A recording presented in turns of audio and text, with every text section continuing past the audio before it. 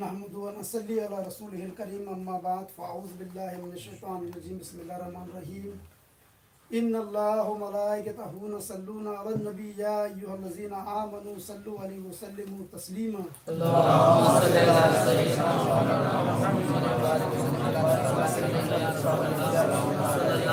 آله وسلم. السلام علیکم یا رسول اللہ، السلام علیکم یا حبیب اللہ، السلام علیکم یا رسول اللہ.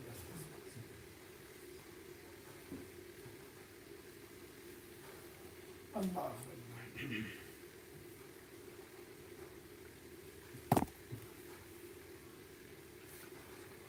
آج ہم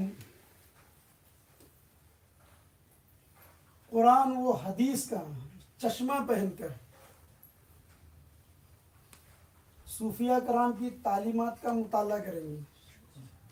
آیا وہ قرآن و سنت کے مطابق ہے یا اس کے مخالف ہے؟ کیونکہ اب بڑا سوال یہی اٹھ کر آ رہا ہے سب کی جگہ سے کہ صوفیہ کرام کی تعلیمات قرآن و شریعت کے مطابق ہے یا نہیں، قرآن و حدیث کے متعلق ہے یا نہیں، یا اس کے مخالف ہے.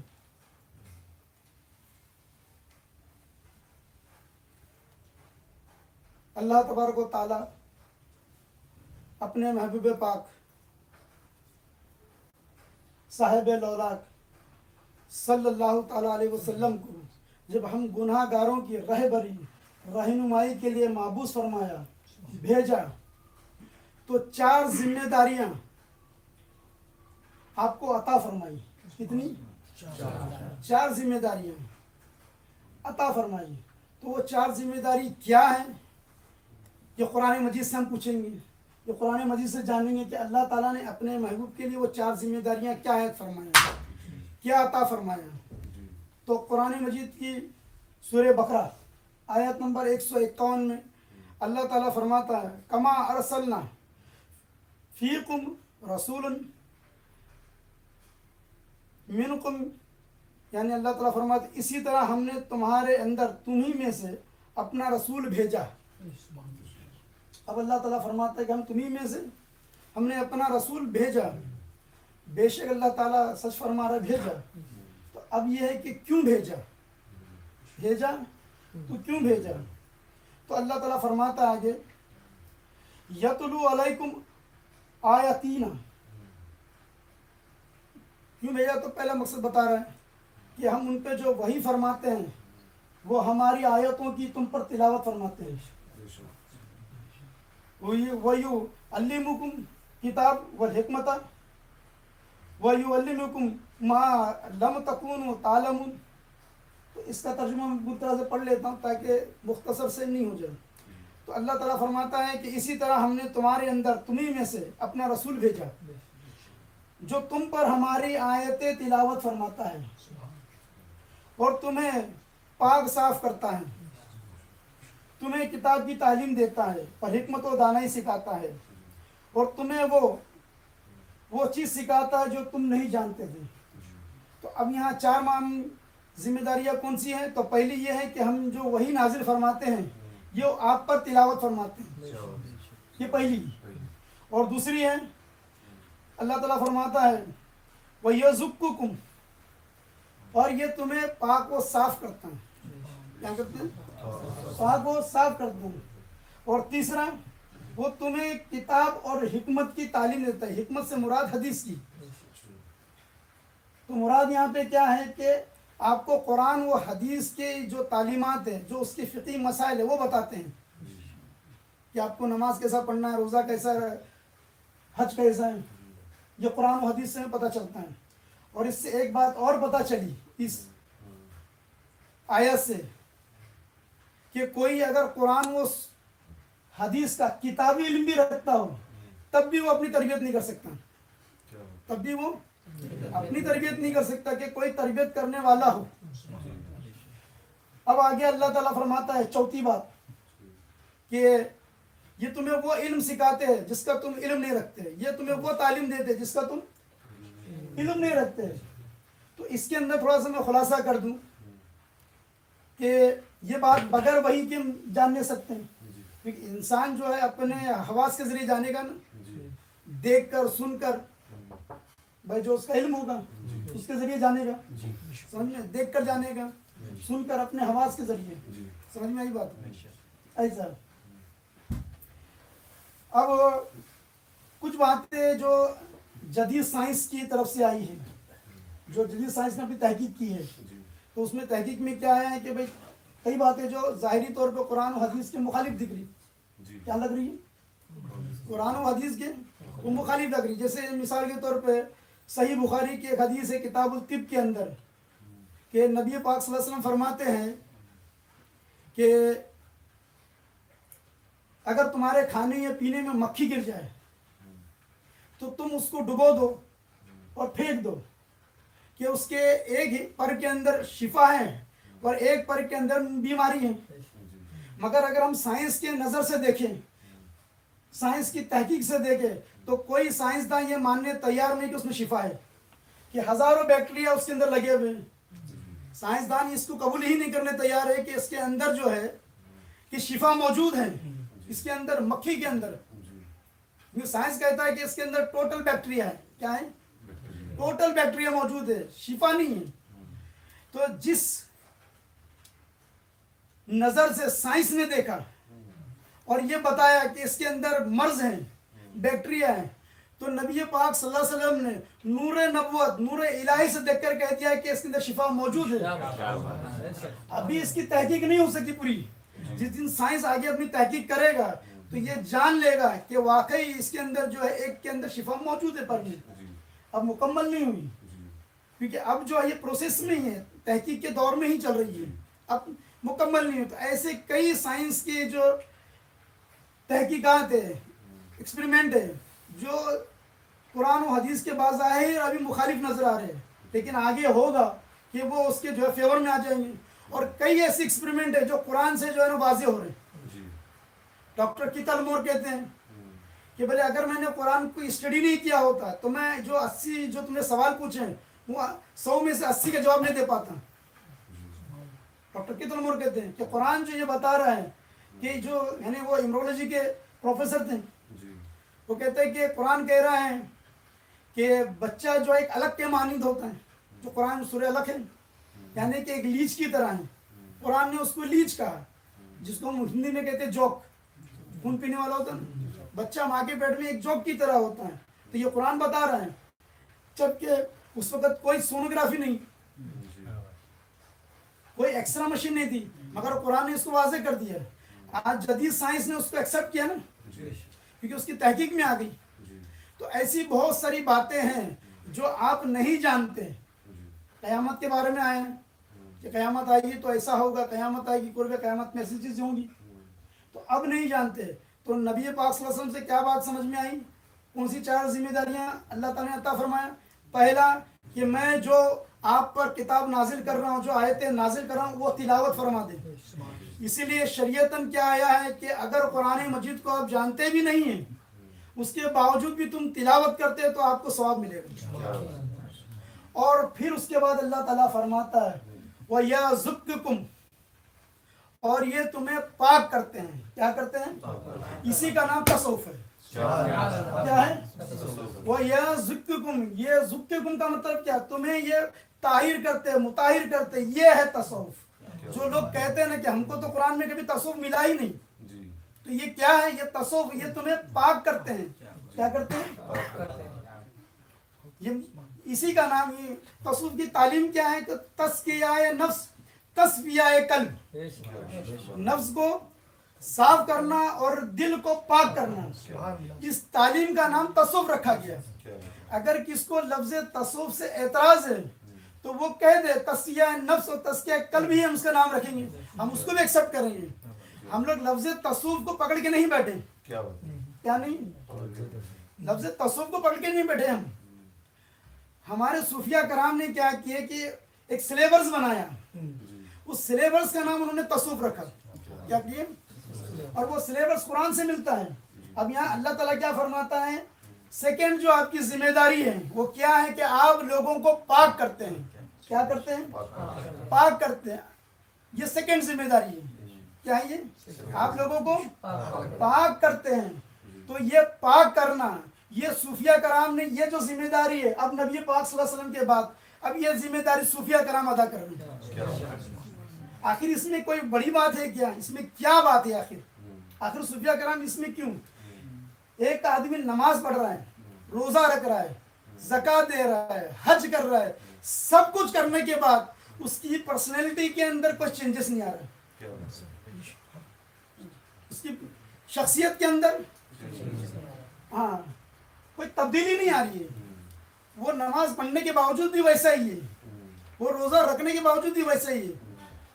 یہ سمجھ رہے؟ یعنی اس کی شخصیت میں کوئی تبدیلی تو آنا چاہیے. کیوں نہیں آ رہی؟ کیونکہ اس کا باطن پاک نہیں ہوا.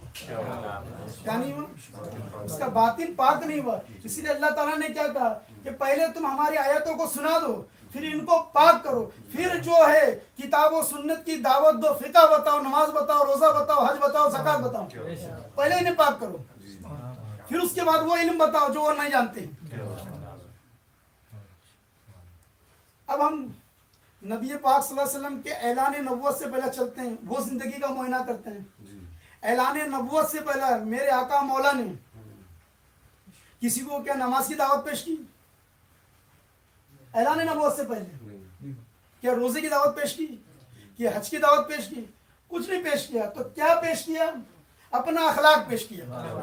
کیا پیش کیا؟ اپنا اخلاق. وہ یوں زکو کم جو آپ کہہ رہے ہیں کہ یہ پاک کرتے، یہ 40 سال آپ اس تعلیم میں تھے. کتنے؟ 40 سال. اگر اور جوڑو گے پلس 13 سال تو 53 سال تک آپ اسی کے اندر تھے. کیا پیش کیا آپ نے 40 سال؟ چلیے پہلے اپنے اخلاق کو پیش کیا. کیا پیش کیا؟ اپنے اخلاق کو پیش کیا، اپنے کردار کو پیش کیا، یعنی آپ کے باطن جو پاک ہے اس کو پیش کیا. اور اعلان نبوت فرمانے کے لیے کیا کیے؟ جب پہاڑ کی چوٹی میں چڑھتے ہیں تو آپ چڑھنے کے بعد یہ نہیں کہتے میں اللہ کا رسول ہوں. چڑھنے کے بعد آپ کہتے اے لوگوں، اگر میں تم سے یہ کہوں کہ اس پہاڑ کے پیچھے سے حملہ ور آ رہے ہیں تو کیا تم یقین کرو گے؟ کیا تم یقین مانو گے؟ وہ کہتے ہیں بے شک. وہ کہتے ہیں بے شک ہم یقین مانیں گے، کیونکہ آپ صادق ہیں، کیونکہ آپ امین ہیں، کہ آپ نے کبھی جھوٹ نہیں کہا، کبھی آپ نے جو غلط نہیں کیا. یہی آپ کی صداقت کو دیکھ کر، یہی آپ کی طہارت کو دیکھ کر ام المومنین ماں خدیجہ الکبریٰ جو ہے آپ کو نکاح کا پیغام بھیجتی ہے اور آپ اس کو قبول فرماتے ہیں، یہی صداقت دیکھ کر. تو یہ کیا تھا؟ یہ اخلاق کی بلندی تھی. تو تصوف کیا ہے؟ تمام صوفیہ کرام کو پوچھا گیا، جیسے ایک نام رکھا گیا نا تصوف، تو تمام صوفیہ کرام کو پوچھا گیا، اور یہ سلسلہ جن سے منسوب ہے پیران پیر دستگیر غوث پاک رضی اللہ تعالیٰ عنہ، حضرت عبد القادر جیلانی، محبوب سبحانی، آپ سے پوچھا گیا کہ تصوف کیا ہے؟ تو آپ کہتے ہیں اچھے اخلاق کا نام تصوف ہے. اچھے اخلاق کا نام تصوف ہے، اور اچھے اخلاق کا نام ہی اسلام ہے. یہ مت سمجھو کہ نبی کے معجزے کو دیکھ کے جو ہے لوگوں نے اسلام قبول کیا. کہ آج نبی کا معجزہ نہیں ہے، بات سمجھے، آج نبی کا معجزہ موجود نہیں مگر اخلاق موجود ہے. آج نبی کا اخلاق موجود ہے. تو حضور سیدنا غوث پاک سے جب پوچھا گیا کہ تصوف کیا ہے تو کہتے اچھے اخلاق کا نام تصوف ہے. تقریباً 99% جتنے بھی صوفیہ کرام ہیں انہوں نے تصوف کا تعارف یہی کہا کہ یہ اچھے اخلاق کا نام ہے. تو یہ کیا چیز ہے؟ تو یہی تصوف ہے. تو ہر جگہ لکھ کر نہیں آئے گا آپ کو کہ وہاں تصوف کر کے تصوف کے معنی دے گے کہ تصوف کو جمع کے، جہاں ہم نے کیا کہا تزکیہ نفس اور تزکیہ قلب کا نام ہی تصوف ہے. یعنی اپنے نفس کو پاک کرنے کا نام ہی تصوف ہے. اس پاک کرنے کے طریقے کا نام ہی ہم نے نام رکھا ہے. کیا رکھا ہے؟ ہم نام رکھا ہے. اب نام چاہے کچھ بھی رکھ لو. آپ ایک دوا لینے جاتے ہیں مارکیٹ کے اندر، ٹھیک ہے، تو ہوتا ہے کہ مارکیٹ کے اندر اسی نام کی وہ دوا نہیں ملتی. تو میڈیکل والا کیا کہتا ہے کہ بھائی دوسری کمپنی کی دوسرے نام سے ہے لیکن اندر کیمیکل وہی ہے. کیا ہے؟ اندر کیمیکل وہی ہے، کام وہی کرے گا، چلے گا کیا؟ تو آپ کیا کہتے ہیں؟ آپ لے لیتے ہیں. آپ کو کمپنی کے نام سے کوئی لینا دینا نہیں ہے، آپ کو اندر کیمیکل سے لینا دینا ہے. ہم کو تصوف کے نام سے لینا دینا کچھ نہیں، اندر جو کنٹینٹ رکھا ہے، اندر جو کیمیکل رکھا ہے اس سے لینا دینا ہے. کوئی اس تصوف کا نام بدل دے، ہمیں کوئی فرق نہیں. تو صوفیہ کرام جو ہے قرآن مجید کی تعلیم پہ ہی چل رہے ہیں. آج یہ مبلغ کیا بنے ہیں؟ یہ نبی کی ہی ذمہ داری، جو نبی کو اللہ نے جو مشن دیا تھا کہ لوگوں کو پاک کرنے کا، یہی مشن کو لے کے کون چل رہے ہیں؟ صوفیہ کرام. کیا کر رہے ہیں؟ صوفیہ کرام اسی مشن کو لے کے چل رہے ہیں. امام جعفر صادق رضی اللہ عنہ سے پوچھیں کیا کہتے ہیں آپ معلوم ہے؟ کہتے ہیں کہ جب آپ سے کہا کہ آپ گناہ گاروں کو بدکاروں کے درمیان چلے جاتے ہیں تو آپ کہتے ہیں کہ گناہ گاروں سے نفرت نہ کرو بلکہ اس کے گناہ سے نفرت کرو. جس طرح سے ایک حکیم، ایک ڈاکٹر اگر مریض سے نفرت کرنے لگ جائے تو کیا ہوگا؟ بولے مریض سے نفرت نہ کرو بلکہ اس کے مرض سے نفرت کرو اور اپنے علم سے اور اپنی حکمت سے اس مرض کو دور کرو. تو صوفیہ کرام نے اپنے اخلاق سے اس کو چینج کیا. آج لوگ نماز پڑھ رہے ہیں حضرت، ذرا غور کرنا، لیکن شخصیت میں چینجز نہیں آ رہی، شخصیت میں بدلاؤ نہیں آ رہا، کیونکہ پاک ہونا پڑے گا. بات سمجھ رہے؟ اب افضل العبادت جس کو ہم کہتے ہیں، تو افضل العبادت کیا ہے؟ افضل العبادت تو نماز ہے. کیا ہے افضل العبادت؟ کیا ہے؟ نماز ہے. تو نماز کی پہلی شرط کیا ہے؟ پہلی شرط جسم کا پاک ہونا. کیا ہونا؟ جسم کا پاک ہونا پہلی شرط. سمجھ رہے؟ عبادت اللہ کی ہے لیکن پاک تمہیں ہونا پڑے گا. دوسری شرط کپڑوں کا پاک ہونا. عبادت اللہ کی، کپڑے تم کو پاک کرنا پڑ رہا ہے. تیسری شرط جگہ کا پاک ہونا. عبادت کس کی کرنا ہے؟ اللہ کی. بات سمجھ میں؟ عبادت اللہ کی کرنا ہے لیکن پاک تمہیں بنایا جا رہا ہے. تم سمجھ ہی نہیں رہے کہ عبادت کا مقصد ہی تمہیں پاک کرنا ہے. عبادت کرنے کے باوجود بھی اگر تم پاک نہیں ہو تو وہ عبادت کیا ہے؟ جو عبادت میں پاک نہ کر سکے.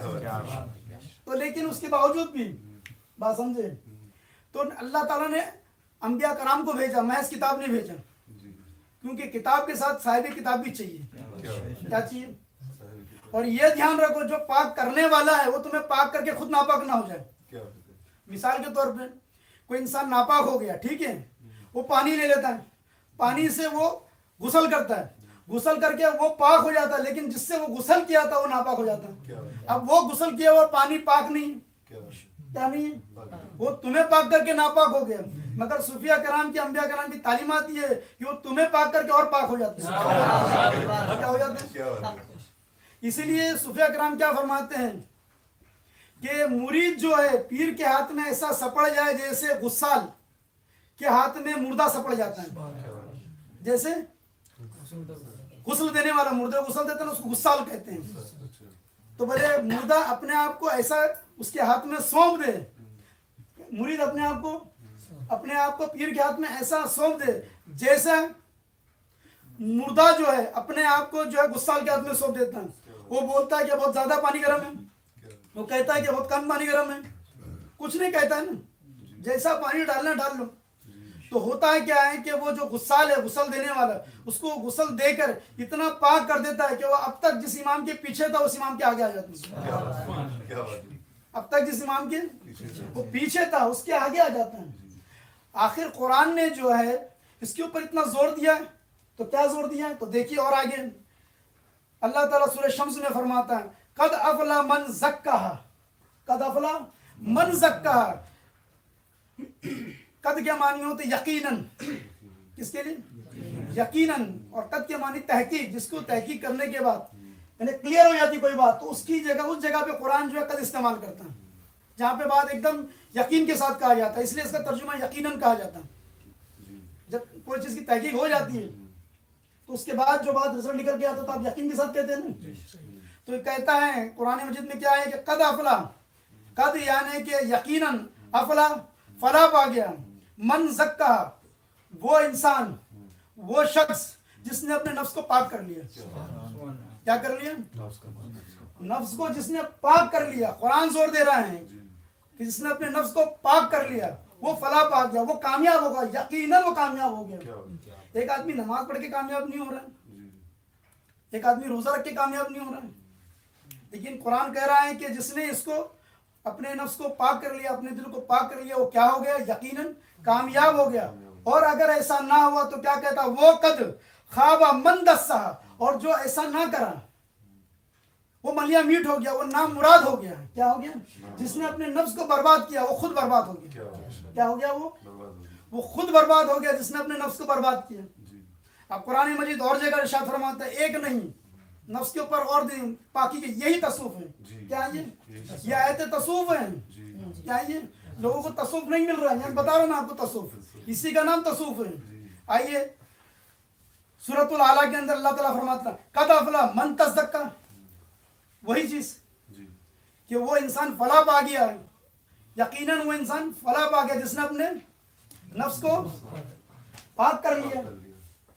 پھر اللہ تعالیٰ فرماتا ہے سورۃ الفاتر میں وَمَن تزکیٰ، پھر اللہ تعالیٰ وہی کہہ رہا ہے اور جو شخص پاک ہوتا ہے وہ اپنے ہی فائدے کے لیے پاک ہوتا ہے، اپنے ہی فائدے کے لیے پاک ہوتا ہے. اور اللہ تعالیٰ حضور کے اہل بیت کے لیے کیا چاہتا ہے تو قرآن میں فرماتا ہے اپنے اہل بیت کے لیے. ہم عاشقان اہل بیت ہے تو اللہ تعالیٰ اپنے اہل بیت کے لیے کیا فرماتا ہے؟ اللہ تو یہی چاہتا ہے اے نبی کے گھر والوں، اللہ تو یہی چاہتا ہے اے نبی کے اہل بیت، اے نبی کے اہل بیت کہ تم سے ہر ناپاکی دور فرما دے، تم سے ہر ناپاکی دور فرما دے اور تمہیں پاک کر کے خوب ستھرا کر دے، تمہیں پاک کر کے خوب ستھرا کر دے. تو اللہ تعالیٰ اپنے محبوبین کے لیے کیا چاہ رہے ہیں؟ پاکی چاہ رہے ہیں. اور اللہ تعالیٰ فرماتا ہے ایک جگہ کہ اللہ تعالیٰ جس کو چن لیتا ہے اپنے لیے، اللہ تعالیٰ جس کو اپنے لیے چن لیتا ہے تو ان کو پاکی کا راستہ بتا دیتا ہے، ان کو پاک کر دیتا ہے. کیا کر دیتے ہیں؟ اور جب فرشتوں نے کہا اے مریم بے شک اللہ نے تمہیں چن لیا اور تمہیں پاکیزگی عطا کی، اور تمہیں پاکیزگی عطا کی اور تمہیں آج سارے جہانوں کی عورتوں پر برگزیدہ کر دیا. سورہ آل عمران، سورہ آل عمران. تو متا کیا چلا اللہ اتنا پاکی پہ کیوں زور دے رہا ہے؟ پاک پاک پاک پاک پاک. وہ کہتا ہے جو میرا ہونا چاہتا ہے وہ پاک ہو جائے. کیوں؟ کیونکہ اللہ پاک، اللہ کیا ہے؟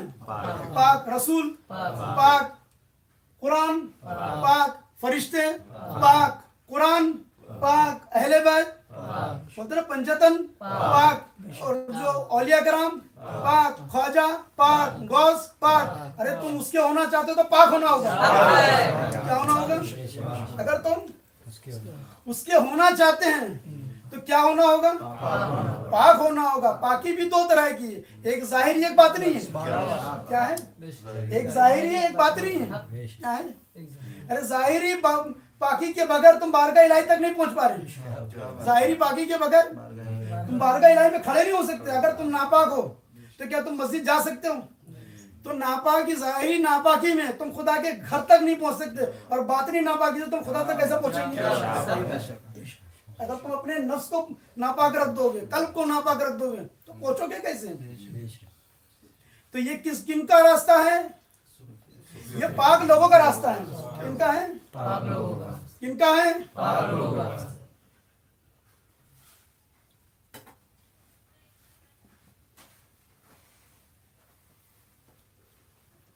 تو ہم نے پاک لوگوں کا راستہ کیوں چنا؟ پاک ہونے کے لیے.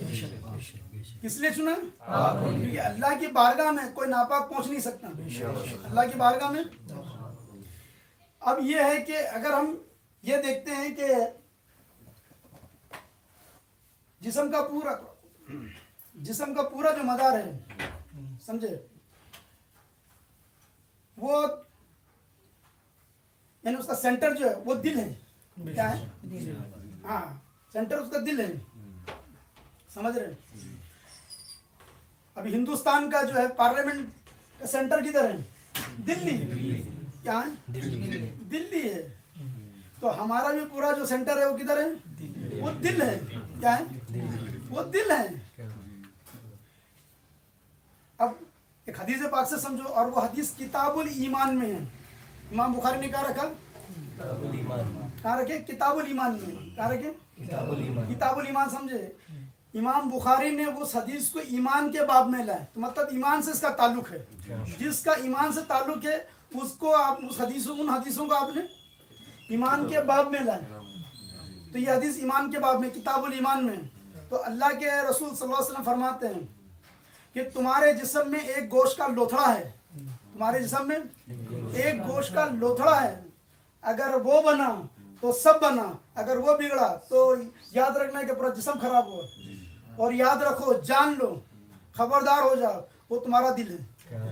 کیا ہے وہ تمہارا دل ہے۔ ایک اور حدیث آتی ہے کہ حدیث میں پاک میں آتا ہے کہ بے شک ہر چیز کی صفائی کے لیے کوئی چیز ہوتی ہے، ہر چیز کی صفائی کے لیے کوئی چیز ہوتی ہے، اور اللہ تعالیٰ نے میرے دل کی صفائی کے لیے اللہ کا ذکر ہے۔ کیا ہے؟ اللہ کا ذکر ہے۔ تو اب ہمیں یہ پتا چلا ہے کہ بھائی دل کی صفائی کے لیے کیا چیز ہے؟ اللہ کا ذکر ہے۔ تو اب ہم تھوڑا یہ دیکھیں گے کہ اللہ نے ذکر کے بارے میں کیا فرمایا، کیا فرمایا، ذکر کے تعلق سے کیا فرماتا ہے۔ تو تھوڑا سا اس کو بھی سمجھ لیں کہ ہمارے جو باڈی ہے پوری، اس کا پاکی کے لیے کیا چیز ہے؟ دل ہے۔ کیا ہے؟ اب صوفیہ کرام کس طرف آ رہے ہیں؟ وہ ظاہر کو چھوڑ کے کہاں پہنچ رہے ہیں؟ باطن کیوں پہنچ رہے ہیں؟ کیونکہ تم نماز تو پڑھتے رہو گے، کیا کرتے رہو گے؟ نماز ہوگی یا نہ ہوگی، تو اس کے لیے کیا ہے؟ لا صلاۃ الا بحضور القلب۔ بولے وہ نماز نہیں جس میں قلب حاضر نہ ہو، وہ نماز نہ ہے جس میں قلب حاضر نہ ہو۔ تو یعنی کہ ظاہر میں بھی اگر ہم دیکھتے کہ کسی کے اگر دل کے اندر کوئی خرابی آ جائے، بات سمجھے، اس کا پورا جسم بیمار ہونے لگتا ہے، اس کے جسم میں پوری خرابی ہونے لگتی ہے۔ کوئی اگر اس کے دل کے اندر گندا خون ہو جائے تو پورے جسم میں جو ہے وہ پھیل جائے گا۔ تو اس کو پاک کرنے کے لیے کیا چیز آئی حدیث پاک میں؟ اللہ کا ذکر آیا۔ کیا آیا؟ اللہ کا ذکر آیا۔ اب اللہ کا ذکر آیا تو ذرا غور و فکر سے ذرا دیکھیے، چند آیت میں نے اللہ کے ذکر کے لیے نکالی، ویسے تو قرآن میں بہت آیات ہیں۔ اب اللہ تعالیٰ فرماتا ہے سورہ احزاب میں، اے ایمان والو اللہ کا بہت زیادہ ذکر کرو، اللہ کا بہت ذکر، اللہ کا بہت زیادہ ذکر کرو، ٹھیک ہے، ذکرن کثیرن کثیرا، ہاں کتنا زیادہ کرو؟ صبح و شام۔ کتنا؟ صبح و شام۔ کتنا کرو؟ صبح و شام، سمجھ رہے آپ؟ اب اور دیکھیے آپ، اب ایک جگہ اور اللہ تعالیٰ فرماتا ہے سورہ دہر میں، اور صبح و شام اپنے رب کے نام کا ذکر کیا کرو۔ کب کرو؟ صبح و شام۔ یہ سمجھ رہے ہیں؟ ہاں، پھر ایک جگہ اللہ تعالیٰ فرماتا ہے پس اللہ کی یاد کرو کھڑے اور بیٹھے اور کروٹوں پہ لیٹے۔ کیسا کرو؟ اللہ کا ذکر کھڑے، بیٹھے اور کروٹوں پہ لیٹے۔ آپ کتنی پوزیشن میں رہتے ہیں؟ یا تو آپ کھڑے ہوں گے، یا تو آپ بیٹھو گے، یا تو آپ لیٹو گے۔ اللہ کہتا ہے کہ تینوں پوزیشن میں اللہ کا ذکر کرو۔ کیا کرو؟ صبح و شام کرو۔ صبح و شام سے مراد 24 آورس۔ کتنے؟ 24 آورس اگر اللہ کا ذکر کریں گے تو کام کب کریں گے؟ کھائیں گے کب؟ پیئیں گے کب؟ چلے گا کیسے؟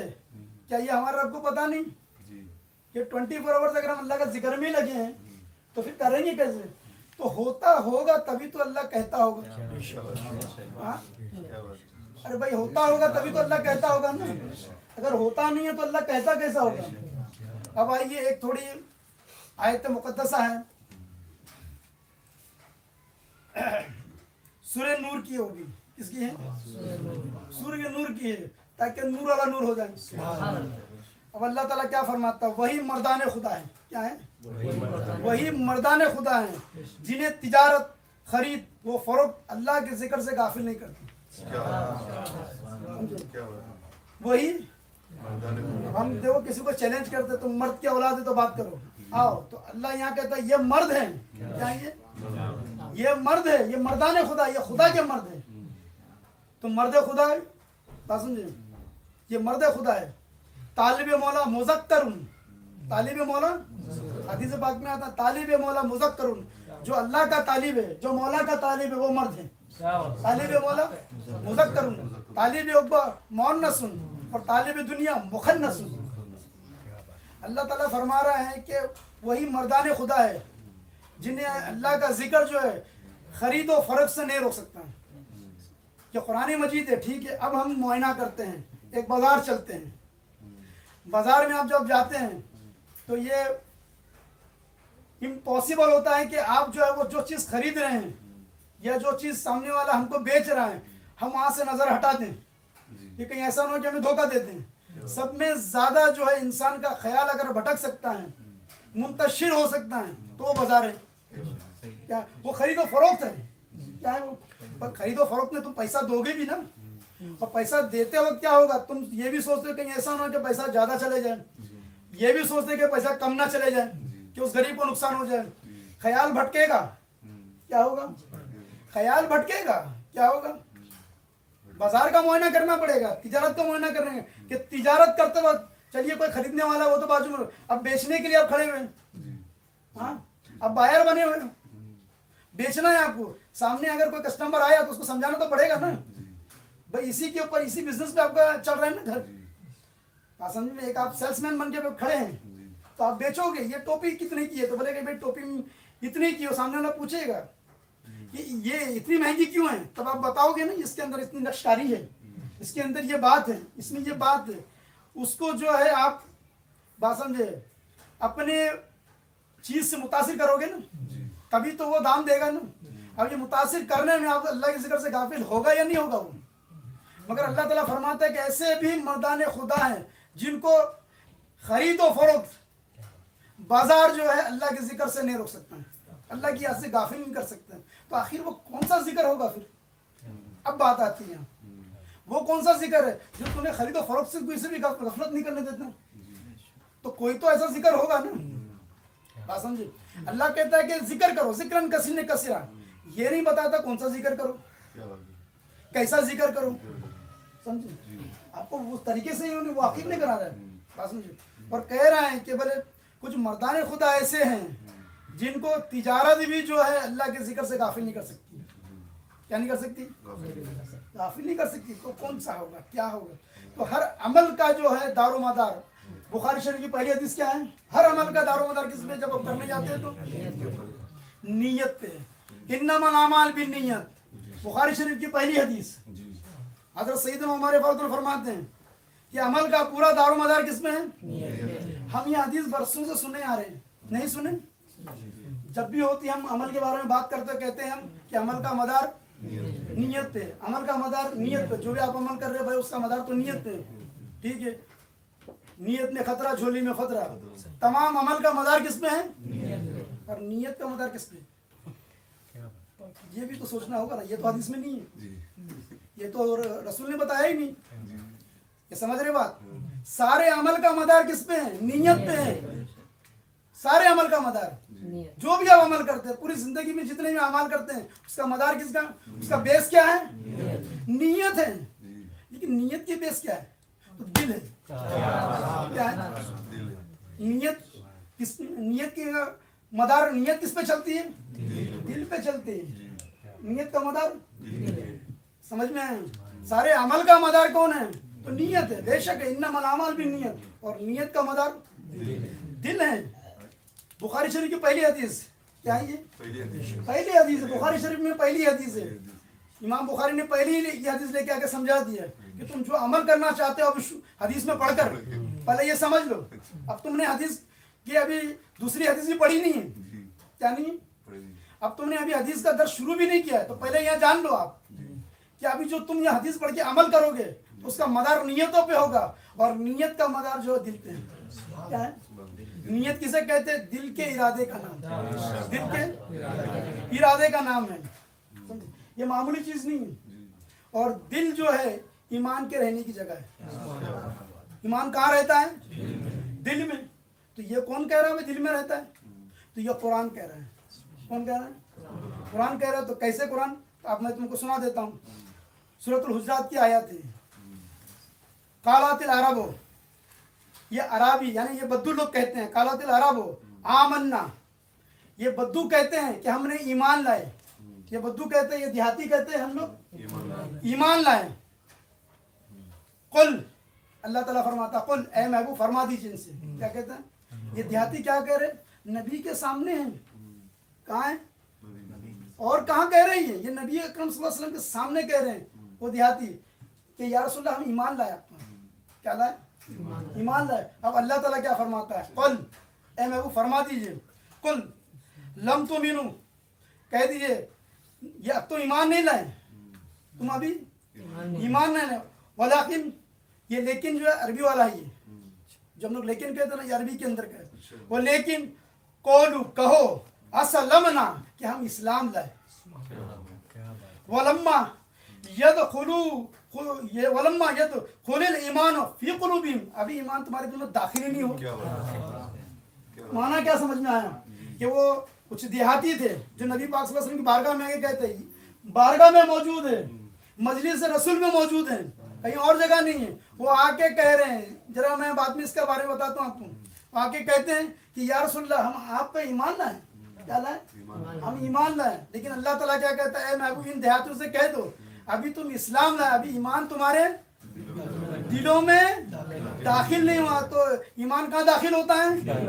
दिलों में। ईमान के रहने की जगह दिल है। अगर दिल गया, ईमान गया, क्या? और अभी तो तुम्हारा सामने मजलिस रसूल भी नहीं है, अब तुम कह रहे ईमान वाले हो। अब कितनी मेहनत करना होगा, क्योंकि अब उसके बाद शराइत क्या आती है, ये ध्यान रखना। ईमान अलग है, इस्लाम अलग है। क्या है? ईमान अलग है, इस्लाम अलग है। मैं उस पर एक हदीस भी बयान कर देता हूँ कि आपको ये ना लगे कि ईमान एक ही चीज़ है, क्योंकि कुरान में भी एक जगह है, मोमिन वल मोमिनात, मुस्लिम वल मुस्लिमात, वो लोग जो ईमान लाए, वो लोग जो इस्लाम लाए। अब अल्लाह ताला तो कुरान में तो फरमा दिया, एक हदीस पाक में सुना देता हूँ। हदीस पाक में क्या आता है? हदीस बुखारी शरीफ की हदीस, हदीस नंबर 50 है। इसको कहते हैं हदीस जिब्राइल। क्या ये हदीस है? जिब्राइल है, जिसमें हज़रत जिब्राइल अलैहिस्सलाम जो है नबी पाक सल्लल्लाहु अलैहि वसल्लम के बारगाह में आते हैं। आने के बाद जो है वो कहते हैं कि या रसूलल्लाह वाले ईमान क्या है? क्या पूछते हैं? ईमान किसे कहते हैं? ईमान क्या है? ईमान किसे कहते हैं? पहला सवाल किया। फिर नबी पाक सल्लल्लाहु अलैहि वसल्लम ने उसका जवाब दिया। जवाब देने के बाद फिर जिब्राइल अमीन कहते हैं या रसूलुल्लाह सल्लल्लाहु अलैहि वसल्लम फरमाइए इस्लाम क्या है? क्या है? इस्लाम क्या है? तो यहाँ पता चला कि ईमान अलग चीज का नाम है और इस्लाम अलग चीज का नाम है। क्या है? अलग चीज का नाम है। समझ में आ रहा है? ये दोनों में फर्क है। क्या है? दोनों में फर्क है। ये आगे की डिग्री है ईमान। क्या है? हाँ, बात समझ में आया? इसलिए तो मुनाफिक का मतलब क्या है? जो जुबान से मुसलमान रहे और दिल में जिसकी ईमान दाखिल ना हो। जुबान से जो मुसलमान है, मुनाफिक निफाक रखने वाला। क्या रखने वाला? क्या मदीने में मुनाफिक नहीं थे? हाँ जी। अब कुछ लोग कहते हैं कि मेरे हुजूर के कुछ सहाबी मुनाफिक थे। क्या थे? हाँ, कुछ हुजूर के सहाबी मुनाफिक थे। अरे जो मुनाफिक वो सहाबी नहीं हो सकता। क्या नहीं हो सकता? जो मुनाफिक होगा वो सहाबी थोड़ी हो सकता, और सहाबी मुनाफिक हो नहीं सकता। असहाब जैसे दिखने वाले, अब हम क्या कहेंगे? असहाब जैसे दिखने वाले। समझ में आए? मगर वो असहाब रसूल नहीं है। क्या नहीं? ये समझ में आए? निफाक उसी से बना। मुनाफिक का मतलब ही जुबान पे तो उनके लोग जुग दर जुग में दाखिल हुए। यदखुलुल अफवाज कर क्या है? यदखुलुल इस्लाम के, इस्लाम के फौज दर फौज दाखिल हुए। अब क्या हुआ कि अब पहचान करना मुश्किल है ना, तो उसके लिए अब शराइत लगाई गई। क्या लगाई गई? अब ईमान के लिए शराइत। अब क्या शर्त है? इकरार बिल्लिसान, और जुबान से इकरार करे और दिल से उसकी तस्दीक। कौन करेगा? दिल करेगा। तस्दीक मतलब सच मानना। सच कौन मानेगा? दिल मानेगा। यह ध्यान रखो, कौन मानेगा? सूफिया कराम पूरा दिल पे मेहनत करते हैं और दिल से मेहनत करते हैं। क्या करते हैं? क्योंकि उनकी मेहनत बातिनी है। मुबल्लिग जो है वो अमाल पे मेहनत कर रहा है, तो लोगों को नजर आ जाएगा, क्योंकि वो नमाजी दिख रहा है, नमाज पढ़ाते हुए दिख रहा है, वो रोजे से होते हुए दिख रहा है, एक ज़ाहिरी नजर आ जाएगा। आप समझे? लेकिन ये सूफिया कराम की जो तालीमात है, वो पूरा टारगेट जो है उनका वो कल्ब है। क्या है? वो उस पर मेहनत कर रहे हैं। वो जानते हैं कि ये कल्ब जो है जड़ है। क्या है? अगर तुमने पत्ता तोड़ा तो दूसरा पत्ता आ जाएगा, अगर तुमने शाख तोड़ी तो दूसरी शाख आ जाएगी, अगर तुमने उसका तना तोड़ा तो दूसरा तना आ जाएगा। मगर किसी ने अगर जड़ में घासलेट डाल दिया, पेट्रोल डाल दिया, अगर जड़ खराब हो गई, जड़ खत्म हो गई, तो क्या होगा? पूरा दरख्त खुद ब खुद सूख जाएगा। तो सूफिया करम जड़ पे मेहनत करते हैं. पत्ता आपको नजर आता होगा, फूल नजर आता होगा, फल नजर आता होगा, शाख नजर आती होगी, क्या जड़ भी नजर आती है? हाँ जी. जिसपे पूरा दरख्त खड़ा है, जिसपे पूरा दरख्त खड़ा हुआ है, तो इकरार बिल्लाह सानी व तस्दीक बिल बेन जुबान से इकरार करना और दिल से तस्दीक करने का नाम ईमान है. मगर कुरान की तरफ आइए, आप कुरान क्या फरमाता देखिए, क्या चीज है. कुरान फरमाता है सूरह बकरा, फी कुलूबिहिम मरादिन, और इनके दिलों में बीमारी है. तो पता चला कि दिल की भी बीमारी होती है. ठीक है, कुरान ने बोल दिया होगा भाई. अब मैं तुमको पहले बताऊं था कुरान ने कितना बोला, ये कितना जोर दे रहा है. फी कुलूबिहिम मरादिन, इनके दिलों में बीमारी. अब सूरह माइदा में आए, फिर फरमाता अल्लाह सूरह माइदा में, सो आप ऐसे लोगों को देखेंगे जिनके दिलों में और जहनों में बीमारी है. फी कुलूबिहिम मरादिन, सूरह माइदा आयत नंबर 52, सूरह इनफाल आयत नंबर 49, सूरह तौबा आयत नंबर 125, सूरह हज आयत नंबर 53. देखते चले जाओ आप. सूरह नूर आयत नंबर 50, सूरह एहज़ाब आयत नंबर 12, 32, 60. समझ में आई? आइए सूरह मोहम्मद आयत नंबर 20, 29, सूरह मुदस्सिर आयत नंबर 31. समझ रहे हैं? ये एक जगह नहीं, मुत्तद मुकाम पे अल्लाह क्या कह रहा है कि इनके दिलों में बीमारी है, इनके दिलों में बीमारी, इनके दिलों में बीमारी है तो है ना. बात समझे? ये बीमारी है, इनके दिलों में मर्ज मौजूद है, और जिनके दिलों में मर्ज होगा वहां पे ईमान कैसे होगा? तो ये तबीब है दिलों के. क्या है ये तबीब है. किसके हैं? ये दिलों के मर्ज को दूर करने वाले में से हैं. किसके? ये दिलों का इलाज करते हैं. जैसे डॉक्टर होता है, कोई आंख का, कोई कान का. अगर आपको आंख की तकलीफ है तो आंख के पास जाएंगे, आपकी जुबान में कोई तकलीफ है आप जुबान वाले के पास जाएंगे, आपके अगर हड्डी में कोई तकलीफ है हड्डी वाले के पास जाएंगे. इसी तरह से सूफिया कराम जो है, ये जो दिल का मर्ज है उसके स्पेशलिस्ट हैं. जो दिल का इलाज करते हैं बीमारी का, उसको सूफी कहते हैं. क्या कहते हैं उसे? ये मर्ज है ना. इलाज तो तभी मुमकिन होगा जब कोई एक्सेप्ट करे कि हाँ बीमारी होती है, वरना दुनिया का कोई डॉक्टर नहीं है जो कबूल कर ले. बस अगर वो एक्सेप्ट कर लिया तो इलाज के तो 1000 तरीके, एलोपैथ, होम्योपैथ, आयुर्वेद, किसी ना किसी पैथी से तो करेंगे ना. तो ये सूफी पैथी से इलाज होगा. क्या होगा? ये सूफी पैथी है इलाज की. क्या है ये? सूफी पैथी से कर रहे हैं. किसका इलाज करना है? ये टारगेट ही किए दिल. अब आइए अल्लाह ताला सूरह हज में क्या फरमाता है. तो क्या ये लोग जमीन में चलते फिरते नहीं है जिससे इन्हें वो दिल हासिल होते जो इन्हें समझ सकते हैं, या ऐसे कान हासिल होते जिनसे वो सुन सकते हैं. अब कुरान कह रहा असल चीज के ऊपर. हकीकत यह है कि आंखें अंधी नहीं होती. हकीकत यह है कि आंखें अंधी नहीं होती, बल्कि वो दिल अंधे हो जाते हैं जो सीनों के अंदर है. पूरा कुरान जोर किस पे दे रहा है? दिल पे, दिल पे, दिल पे. कि तुम्हारा दिल नाबीना हुआ है. क्या हो गया? तुम्हारा दिल नाबीना हो गया. समझ में? तुम अपने दिल का इलाज करो. अल्लामा इकबाल फरमाते हैं, आंख वाला तेरे जोबन का तमाशा देखे, आंख वाला तेरे जोबन का तमाशा देखे. अरे दीदाए कोर को क्या है नजर वो क्या देखे? दीदाए कोर को क्या है नजर वो क्या देखे? फिर वही हदीस आती है कि नबी पाक सल्लल्लाहु अलैहि वसल्लम खबरदार, लफ्ज़ अला इस्तेमाल हुआ हदीस में, खबरदार. जिस्म के अंदर गोश्त का एक लोथड़ा है, जब तक वो सही रहता है तो सारा जिस्म सही रहता है, जब वो खराब हो जाता है तो सारा जिस्म खराब हो जाता है. तो याद रखो वो दिल है.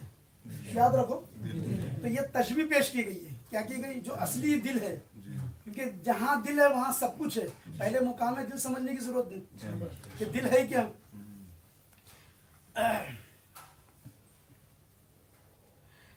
अब ये हदीस जो है मुस्लिम शरीफ की है.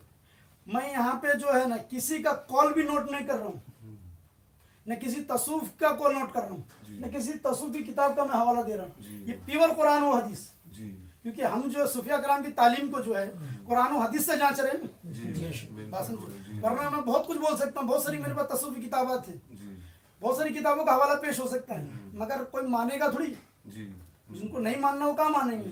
میں نے کہا قرآن حدیث میں ہے، یہ سمجھ رہے ہیں؟ تو صوفیہ کرام کی تعلیمات کیا ہیں، کتنی گہری تعلیم ہے وہ بتا رہا ہوں میں، جو کتنی گہری تعلیم لے کے چل رہے ہیں، بات سمجھ رہے ہیں کہ کتنی گہری تعلیم ہے. تو یہ مسلم شریف کی حدیث ہے، حدیث نمبر جو ہے 6543 6543، جس میں سیدنا ابو ہریرہ رضی اللہ عنہ سے روایت ہے کہ رسول اللہ صلی اللہ علیہ وسلم نے فرمایا یقیناً اللہ تعالیٰ تمہاری صورتوں اور مالوں کو نہیں دیکھتا، اور یقیناً اللہ تمہاری دلوں اور تمہارے اعمال کو دیکھتا ہے. لیکن اللہ کی نظر کہاں ہے؟ مومن کے دل پہ ہے. اللہ تعالیٰ فرماتا ہے کہ مومن کے دل پہ ہے. اللہ تمہاری صورتوں کو نہیں، تم نے صورتوں پہ کیوں نہیں؟ کیونکہ تم اس صورت سے کسی کو دھوکہ دے سکتے ہیں. کیا کر سکتے ہیں؟ اس لباس سے تم کسی کو دھوکہ دے سکتے ہیں. تو اللہ فرماتا میں دھوکے میں نہیں آ سکتا ہے تمہارے ظاہر بن کے. شیطان نے جو ہے یہی تو لبادہ ڈالا تھا نا، اس سے فرشتے دھوکے کھا گئے. کیا ہو گئے؟ پہلے آسمان کے فرشتے دھوکے کھائے، دوسرے آسمان کے فرشتے دھوکے کھائے، تیسرے آسمان کے فرشتے دھوکے کھائے. بولے ایسی عبادت مولا یہ تو ہمارے درمیان ہونا چاہیے. سب دھوکہ کھاتے چلے گئے، یہاں تک کہ تمام فرشتوں نے ان کو اللہ کا اپلیکیشن دی، اللہ اس کو تو ہمارا معلم بنا. اللہ نے ان کی اپلیکیشن قبول کر لیا اور ان کو معلم میں ملائک بھی بنا دیا، انہیں معلم میں ملکوت کر دیا. مگر اللہ تو جانتا ہی تھا نا، اسی لیے تو قرآن میں وَاسْتَكْبَرَ کَانَ مِنَ الْکَافِرِینَ، اور یہ تھا ہی کافروں میں سے. کانا من الکافرین. اللہ تعالیٰ کیا فرماتا ہے؟ اور اس نے تکبر کیا. وہ اللہ تعالیٰ کہتا ہے میں جانتا ہوں کانا من الکافرین، اور یہ تو تھا ہی کافروں میں سے. کیا ہے؟ یہ نیا کافر نہیں ہے. ارے اتنی عبادت کرنے کے باوجود، ہاں اتنی عبادت کے باوجود تو وہ ظاہر پن تھا. کیا تھا وہ؟ ظاہر پن تھا. بولتے جب سیدنا آدم علیہ السلام کا مجسمہ اللہ تعالیٰ نے تیار فرمایا، جب تک یہ مردود نہیں بنا تھا، تو کہتے کہ یہ پورا اس نے راؤنڈ مارا. کیا مارا؟ راؤنڈ مارا. دیکھتا رہا کیا ہے کیا ہے کیا ہے کیا ہے. سب راؤنڈ مارنے کے بعد کیا کہتا معلوم ہے؟ ایک دن اس کو موقع ملا، یہ اندر گھسا. کون؟ شیطان اندر گھسا. شیطان اندر گھس سکتا ہے، اس کو پاور ہے. اس لیے نبی پاک صلی اللہ علیہ وسلم فرماتے ہیں جب تم غصے میں ہوتا تو شیطان تمہارے رگوں میں جو ہے خون کی طرح دوڑتا ہے. کیا ہے؟ خون کی رگوں میں دوڑتا ہے ساتھ میں. تو اس کو اللہ نے اتھارٹی دی ہے. کیا دیا؟ یہ اتھارٹی اس کو دیا ہے. یہ سمجھ میں آیا؟ وہ گھسا. گھسنے کے بعد نکلتا ہے، نکل کے فرشتوں کو کہتا ہے یہ ظاہر میں کچھ بھی نہیں ہے. کیا نہیں ہے؟ ظاہر کا میں نے پورا جانچ کر لیا. جو کچھ ہے، جو اس کے اندر دیکھا کہ ایک دل ہے، گنبد نما کوئی چیز ہے. کیا ہے؟ جو کچھ ہے اسی میں ہے. کیا ہے؟ جو کچھ ہے اسی میں ہے. بات سمجھے؟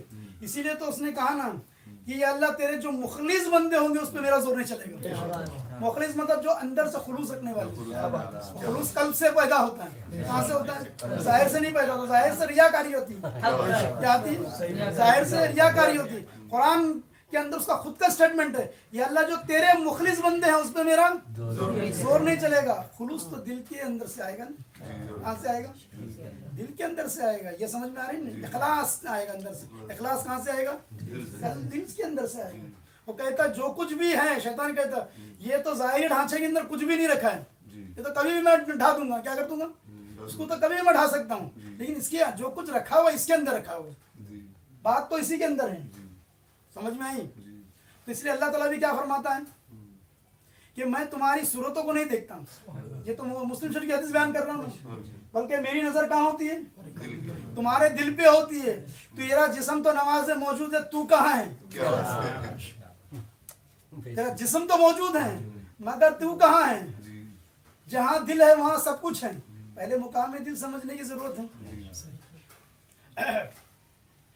اللہ تعالیٰ کیا فرما رہا ہے سنیں نا کہ میری نظر تمہارے سمجھے، لیکن اللہ تعالیٰ تمہارے دلوں اور تمہارے اعمال کو دیکھتا ہے. یقیناً اللہ تعالیٰ تمہارے اور تمہارے اعمال کو دیکھتا ہے. کس کو دیکھتا ہے؟ ٹھیک ہے تمہارے تو، لیکن عمل کا مدار کس پہ؟ پھر آئیے وہاں بات، پھر ادھر ہی آئیے. آپ کیا آئیے؟ عمل کا مدار کس پہ ہے؟ نیت پہ. اور نیت کا مدار دل پہ. تو اللہ کی نظر کس پہ ہے؟ دل پہ ہی ہے. یہ سمجھ میں آئی؟ یہ دو معنی نہ مت سمجھو، اس کو تم دو چیز مت سمجھو. وہ ایک ہی اللہ فرما رہا ہے، تمہاری سمجھ میں نہیں آ رہا ہے کہ اللہ کی نظر تمہارے دل پر ہے اور تمہارے اعمال کو دیکھتا ہے. مطلب اعمال کا مدار کس پہ؟ نیت پہ. نیت کا مدار دل پہ. تو وہ تو وہیں پہ دیکھ رہا ہے نا جہاں ہے. کہاں ہے؟ بات سمجھے. تو اب صوفیہ کرام نے جو ہے بات سمجھے طریقہ کار نکالا کہ اب اس کے قلب کے اندر واقعی بیماری ہے. اس کا قلب بیمار ہے. کیا ہے؟ اور یہ دھیان رکھو جب آپ بیمار ہوتے ہیں تو آپ کے سارے اعمال بیمار ہوتے ہیں. کیا ہوتے ہیں؟ آپ کی طبیعت خراب ہوتی ہے جب ٹھیک ہے تو آپ جو بھی عمل کرتے ہیں نا تو بیماری میں کرتے ہیں نا. بولتے یار آج میری طبیعت ٹھیک نہیں. جب آپ کام پہ کام کرتے ہیں ٹھیک ہے تو وہی اسی طرح سے کرتے ہوں گے کیا؟ اسی چست ہاں اسی رفتار سے ہوتی ہے کیا؟ جس دن آپ بیمار رہتے ہیں آپ کو یہ بھی سمجھ میں نہیں آتا کہ آپ کیا کر رہے ہیں. پھر آپ ایکسکیوز دیتے ہیں کہ آج میری ذرا طبیعت خراب ہے یار سنبھال لینا. تو جب آپ بیمار ہوتے ہیں تو سارے آپ کے اعمال بیمار ہو جاتے ہیں. کیا ہوتے ہیں؟ کیونکہ وہ بیمار کا کیا ہوا اعمال بھی بیمار ہوگا. تندرست کا کیا ہوا اعمال بھی تندرست ہوگا.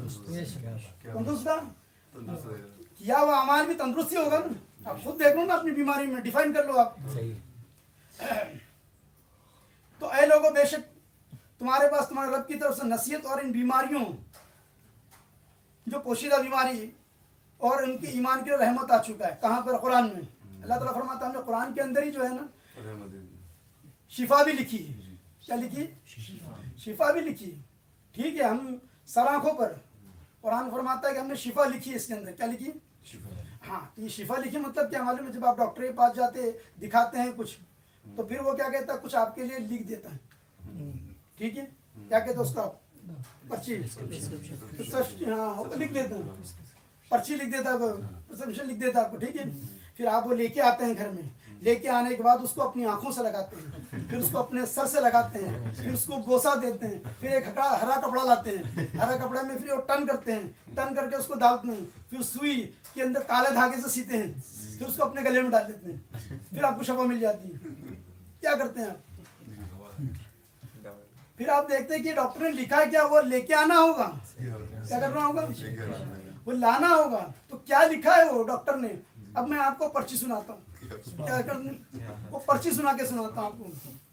بات سمجھ میں آئی؟ اور یہیں سے سمجھ لو کہ جو صوفیہ کرام نے جو طریقے رائج کیے ہیں وہ قرآن کے مطابق ہی کہ اس کے خلاف دیکھو جو طریقے کار ہیں. بات سمجھے وہ تمام طریقے جو انہوں نے ہیں ان طریقے ان سلیبس کو انہوں نے جمع کر کے اس کا نام تصوف رکھا. سمجھے اس کا سلیبس کا نام تصوف ہے. یہ سمجھ میں آئی؟ بیکوم ایک ڈگری کا نام ہے. سمجھ میں تو بیکوم کا نہیں تو بیکوم نہیں ہوتا. وہ پورا پروسیس ہے وہ. یہ سمجھ میں آپ نے ایک ڈگری کا نام رکھا نا بیکوم ایم کام جو بھی آپ نے رکھا ایک ڈگری کا نام ہے نا. کوئی بتا نہیں میں ایم کام کر لوں گا. کیسے ہوگا ایم کام بتاؤ؟ ایک پروسیس ہے نا پورا کہ بھائی پہلی سے لے کے آپ کو 15 تک جو ہے آپ کو پڑھنا ہوگا. ہاں جی گریجویشن کے اندر چلنا پڑے گا تب تک پروسیس ہے نا. ان پورے پروسیس اور پورے جو ہے سفر کا نام کیا رہتا ہے آخر کے اندر جا کے آپ کیا کہتے ہیں کہ میں نے بیکام کر لیا. سمجھ میں ایک پورا سلیبس ہے نا پہلی سے لے کے 15ویں تک ایک پورے سلیبس کو آپ نے پار کیا کہ اس کا نام ہے بیکام. تو اب جو ہے صوفیہ کرام کا سلیبس کیا ہے وہ دیکھیے. سورہ اعراف میں اللہ تعالیٰ فرماتا ہے وَاذْكُرْ رَبُّكَ فِي نَفْسِكَ اور اپنے رب کا اپنے دل میں ذکر کیا کرو. اپنے رب کا اپنے دل میں ذکر کیا کرو. کسی کو صوفیہ کرام ذکر قلبی کہتے ہیں. کیا کہتے ہیں؟ کسی کو صوفیہ کرام کیا کہتے ہیں؟ ذکر قلبی. اب کوئی کہہ سکتا ہے میں نے تو آج تک قرآن میں ذکر قلبی کا سنا ہی نہیں نام. میں نے تو آج تک نہیں پڑھا. کیا نہیں پڑھا؟ وہ ان کی لا علمی ہیں. ہم تو قرآن کا حوالہ پیش کر رہے ہیں. اب ہم اپنی جیب کی بھی نہیں دے رہے ہیں. کسی صوفی کا بھی حوالہ نہیں پیش کر رہے ہیں. ہم تو قرآن ہی پیش کر رہے ہیں نا. قرآن کیا فرماتا ہے وَاذْكُرُوا رَبِّكَ فِي نَفْسِكَ وا یعنی اور وَاذْكُرُوا اور کرو اور یعنی اپنے رب کو یاد کرو فی نفسی کا اپنے دل میں. اپنے دل میں اپنے رب کو اپنے دل میں یاد کرو یعنی ذکر یعنی یاد. تو اسی کو صوفیہ کرام کیا کہتے ہیں؟ ذکر قلبی. لیکن کیسا کرو یہ نہیں بتایا. کیا نہیں کہا؟ تو اس طریقے کا نام جو ہے کہ ذکر قلبی کیسے کرنا، اس کا نام تصوف ہے. کیا ہے؟ قرآن نے تو کہہ دیا کہ اپنے رب کا ذکر اپنے دل میں کرو. سمجھ میں؟ اپنے رب کا ذکر اپنے دل میں کرو. طریقہ بتایا؟ طریقہ نہیں ہے. طریقہ تو کہیں سیکھنے جانا ہوگا نا. کیا ہوا کہ ایک دفعہ سیدنا موسیٰ علیہ السلام بیمار ہوئے. کیا ہو گئے؟ بیمار ہوئے. ان کو تکلیف ہوئی کوئی پیٹ کی. جب تکلیف ہوئی تو اللہ کی بارگاہ میں پہنچے کہ بولے یا اللہ مجھے ایک چیز کی تکلیف ہوئی. تو اللہ تعالیٰ فرماتا ہے کہ شہد کھا لے. کیا کر لے؟ شفا پا لے گا. کس نے کہا؟ اللہ نے کہا. سچ کہا جھوٹ کہا؟ اللہ کا بھی جھوٹ کہہ سکتا ہے. اللہ نے تو شفا رکھا ہے نا. کہا کہ میں شہد میں شفا رکھا ہے، بولے جا شہد کھا لے. اور موسیٰ علیہ السلام شہد جو ہے کھاتے ہیں اور مرض بڑھ جاتا ہے. کیا ہوتا ہے؟ شہد کھاتے ہیں مرض بڑھ جاتا ہے. اللہ کی بارگاہ میں پہنچتے ہیں. یا اللہ میں نے تجھ سے پوچھا اپنے مرض کے بارے میں، تو نے کہا مجھے شہد کا، میں نے شہد کھایا. کیا کیا؟ مرض گھٹنے کی وجہ بڑھ گیا. ایسا کیوں ہوا؟ یا اللہ ایسا کیوں ہو گیا کہ مرض گھٹنا تھا، ہاں بڑا کیوں؟ تو اللہ نے کہا میں نے شہد کھانے کہا تھا. کتنا کھانا، کیسے کھانا، یہ تو نے حکیم سے پوچھا؟ ہاں ارے تو کسی حکیم سے پوچھا کیا؟ کتنا کھانا، کیسے کھانا، یہ تو کوئی حکیم ہی بتائے گا نا. تجھے معلوم کرنا تھا. جو اس کی حکمت جانتا ہے، جو اس کی حکمت جانتا ہے. ذکر قلبی کرنے تو میں نے کہا، پہلی بات تو تجھے پتہ ہی نہیں چلا ذکر قلبی ہے کیا. بات سمجھے؟ مرض کہاں ہے؟ دل میں ہے. تو دوا کہاں پہنچنا چاہیے؟ سمجھ میں ہے؟ اب تم کو ہو رہا ہے آنکھ میں پرابلم. کیا ہو رہا ہے؟ کنجکٹیو آئیز ہو گئی ہو گیا، آنکھ میں انفیکشن ہو گیا، اور تم سر درد کی گولی کھاؤ گے تو کیا شفا پاؤ گے؟ مرض جہاں ہے، کیا ہے؟ مرض جس کے لیے ہے اس کا علاج بھی ویسی ہونا چاہیے. سمجھ میں؟ اور اس کے اسپیشلسٹ بھی ویسے ہوتے ہیں. ہم اسپیشلسٹ کے پاس جاتے کہ نہیں؟ ہاں اگر آنکھ کے اندر پرابلم ہے تو کیا ہم آرتھوپیتھک کے پاس جائیں گے؟ کس کے پاس جائیں گے؟ آئی اسپیشلسٹ. تو پھر یہ دلوں کے طبیب کون ہیں؟ صوفیہ کرام ہیں. بات سمجھے؟ اگر قلب بیمار ہو جائے، دل بیمار ہو جائے، میرا چیلنج، اگر دل بیمار ہو جائے اس کو شفا کیسے کرنا، شریعت کی ہر کتاب اٹھا کے دیکھ لو، ملے گا نہیں. کیا نہیں؟ فقہ کی کسی کتاب میں نہیں لکھا ہے کہ دل بیمار ہو جائے تو اس کو علاج کیسے کرنا، اس کو شفا کیسے دینا. ہاں ہے کوئی کتاب میں؟ کسی مولوی سے پوچھ لو آپ، وہ بولے گا بھائی نماز کیسے پڑھنا میں بتا دوں. روزہ کیسے، نماز میں کیا ہوتا ہے، ارکان کیا ہوتے ہیں، نماز میں کیا غلطیاں ہو سکتی ہیں، اس کا سدھار کیسا ہے، کیا ہو سکتا ہے، وہ ہم سے پوچھو. کیا کرو؟ ہم وہ بتا دیں گے. روزے کیسے فاسد ہوتے ہیں، روزے کیسے ٹوٹ جاتے ہیں، ہم سے پوچھو. مگر یہ جو ہے بات سمجھ میں آئی، یہ دل بیمار ہو جائے انہیں صحت یاب کیسا کرے، یہ تو ہم نہیں جانتے ہیں، کیونکہ اس میں فقہ میں کہیں بھی نہیں ہے نا. فقہ کی کتابوں میں یہ کہیں نہیں لکھا ہوا ہے کہ دل بیمار ہو تو اس سے شفا کیسا کرے. شریعتی کسی کتاب میں نہیں لکھا ہوا ہے. یہ سمجھ میں آیا آپ کو؟ شریعتی کسی کتاب میں نہیں کہ دل بیمار ہو تو اس کو شفا کیسے کرنا. تو یہ کون بتائے گا؟ یہ صوفیہ کرام، ان کی بارگاہ میں جانا پڑے گا. کہاں جانا پڑے گا؟ اب وہ بتاتے ہیں علاج کیسے ہوتا ہے. کہ اگر تیرا دل کے اندر اگر خرابی آ گئی ہے، کیا آ گئی ہے، تو اس کو علاج کیسے ہوگا، اس کی شفا یاب کیسے ہوگی، وہ دوائیں کیسے چلے گی، وہ ٹریٹمنٹ کیسا ہوگا. تو اللہ نے تو ایک پریسکرپشن بتا بھی دیا، بات سمجھے. لیکن بتا دیا، کرنا شروع کر دو گے تو کیا ہوگا.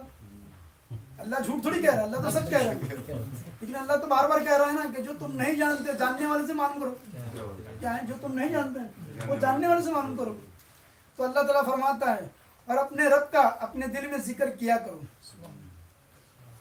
صوفیہ کرام پر اعتراض کرنے والے اس فرمان الہی کو غور سے پڑھے اور خود ہی فیصلہ کرے کہ ذکر قلب اور ذکر خفی وغیرہ کے جو اصول و قواعد صوفیہ کرام نے مرتب فرمائے ہیں وہ کتاب و سنت کے مطابق یہ خلاف. قرآن مجید کے اب اللہ تعالیٰ فرماتا ہے کیا ایمان والوں کے لیے ابھی وہ وقت نہیں آیا کہ ان کے دل اللہ کی یاد کے لیے رقت کے ساتھ جھک جائے. ذکر قلبی پہ ہے حدیث قرآن کیا آیت ہے، اس میں ذکر قلبی. کیا ایمان والوں کے لیے کس کے لیے؟ ایمان والوں تم یہ مت سمجھو کہ ایمان والا ہو گیا تو اس کے قلب کے اندر کوئی خرابی نہیں ہو سکتی، خرابی آ گئی ہے تو کیا ایمان والوں کے لیے ابھی وہ وقت نہیں آیا کہ ان کے دل اللہ کی یاد کے لیے، کس کی؟ اللہ کی یاد کے لیے، ان کے دل اللہ کی یاد کے لیے، دل اور یاد، دل قلب یاد ذکر قلب، ان کا قلب اللہ کے ذکر کے لیے دقت کے ساتھ جھک جائے. اور پھر اللہ تعالیٰ فرماتا جو لوگ ایمان لائے اور ان کے دل اللہ کے ذکر سے مطمئن ہوتے ہیں. ایمان والے کی پہچان بھی کیا بتائی جا رہی؟ ان کے قلب اللہ کے کیوں؟ کیونکہ الا بذکر اللہ تطمئن القلوب. اللہ تعالیٰ کیا فرماتا ہے؟ الا بذکر اللہ تطمئن القلوب. خبردار سن لو، جان لو، یقین کر لو کہ دلوں کا سکون اللہ کے ذکر میں. کس کا؟ دلوں کا. سمجھے؟ یہ طریقہ ہے. آپ نے دوا لیا، کیا کیے؟ یہاں ڈالے، شفا پالو گے، یہاں ڈالے شفا پالو گے. دوا ڈال دو یہاں جسم پہ ڈال دو، شفا پالو گے. کیوں؟ اور ڈاکٹر بولے ڈاکٹر صاحب نے پوری دوا اپنے اوپر انڈل لیا، وہ کہے گا تو زندگی بھر بھی انڈلے گا تب بھی شفا نہیں پائے گا. کیا نہیں ہوگا؟ تب بھی تو شفا نہیں پائے گا کیونکہ تو نے طریقہ غلط اختیار کیا. ارے یہ دوا تو منہ کے ذریعے پیٹ میں جانا تھا اور اس کے ذریعے پر جسم میں پہنچے گی، تبھی تو یہ طریقے کار ہے نا.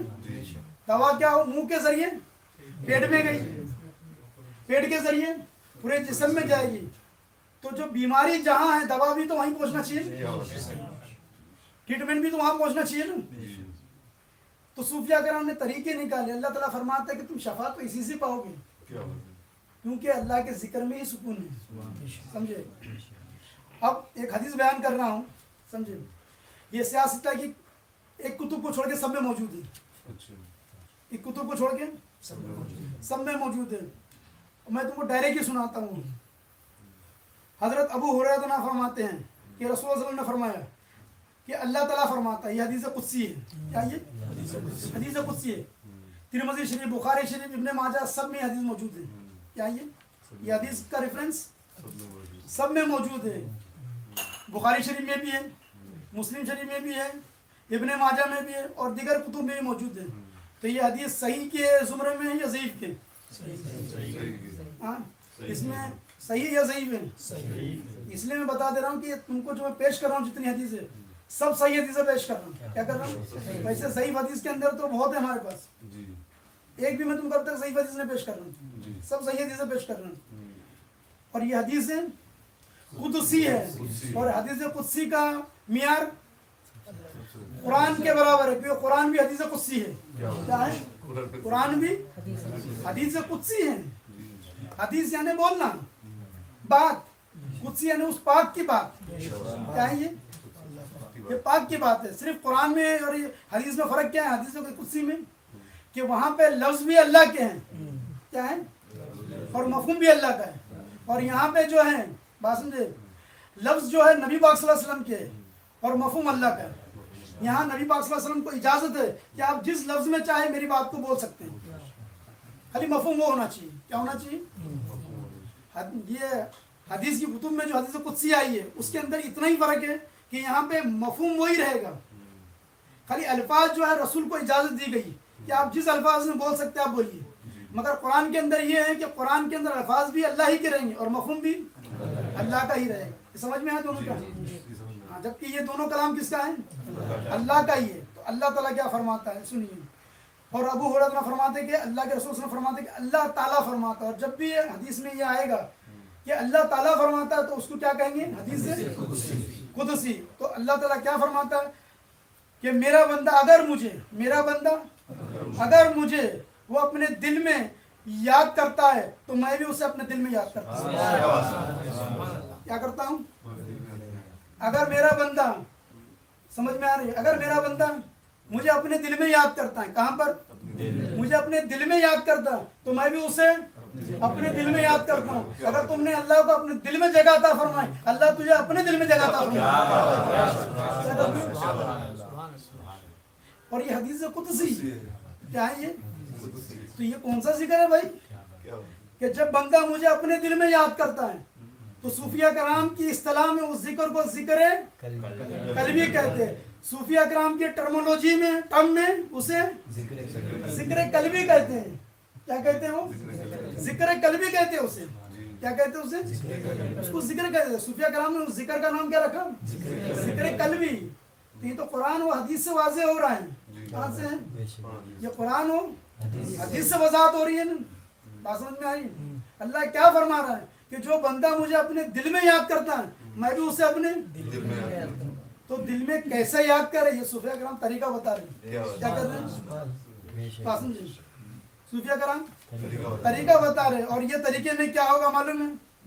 بات سمجھے؟ اگر وہ اس قلبی ذکر کو بھی اگر وہ مجھے جماعت کے ساتھ بھی یاد کرتا ہے تو مجھے بھی میں بھی اس سے اچھی جماعت یعنی فرشتوں کی جماعت میں یاد کروں گا. اور اس ذریعے اگر وہ ایک بارش قریب آیا اس ذریعے اگر ایک بارش قریب آیا سمجھ میں آئے تو میں جو ہے اس کے لیے ایک ہاتھ بڑھاتا ہوں ایک ہاتھ قریب آتا ہوں. سمجھ میں آئے تو میں اسی اور اگر وہ میری طرف ایک ہاتھ آگے بڑھتا ہے تو میں اس کی طرف 2 ہاتھ آگے بڑھتا ہوں. اگر کوئی میری طرف چل کر آتا ہے تو میں اس کی طرف دوڑ کر آتا ہوں. کیا آتا ہوں؟ تو مطلب کیا اللہ اور بندے کے بیچ میں کوئی فاصلہ بھی ہے کیا ہے؟ کوئی فاصلہ ہے کیا؟ تو اس کو کہتے ہیں مقام قرب حاصل دینا. اللہ دور نہیں ہے. یعنی اب ایک کمپنی میں دیکھتے ہوں گے آپ سمجھے کمپنی کے اندر سب امپلائی ہوتے ہیں. کیا ہوتے ہیں؟ امپلائی تو سب ہوتے ہیں کمپنی کے اندر مگر کوئی مینیجر ہوتا ہے کوئی سی ای او ہوتا ہے. اور جو سی ای او ہوتا ہے وہ جو آنر کے بہت قریب جو مینیجر کا اور قریب وہ ہے اور قریب جو اس کے جتنے قریب ہوگا اس کے مراتب کو اتنا بلند کرے گا ان کے درجے کو اتنا بلند کرے گا وہ ان کو اتنا تنخواہ عطا کرے گا. سمجھ رہے؟ حالانکہ سبھی کو ہم امپلائی بولتے ہیں نا وہ تو آنر سب کا ہے نا. وہ سی ای او کا بھی تو وہی آنر ہے کمپنی کا اگر ہے تو مینیجر کا بھی آنر کون ہے؟ وہی ہے. آنر سب کا وہی ہے. تو مالک سب کا اللہ ہی ہے. کیا ہے مگر قربت سب کو ہوتا تھوڑی کرے گا. کیا کریں قربت سب کے لیے نہیں ہے. تو قربت کیسا تم اللہ کے قریب کیسے جا سکتے؟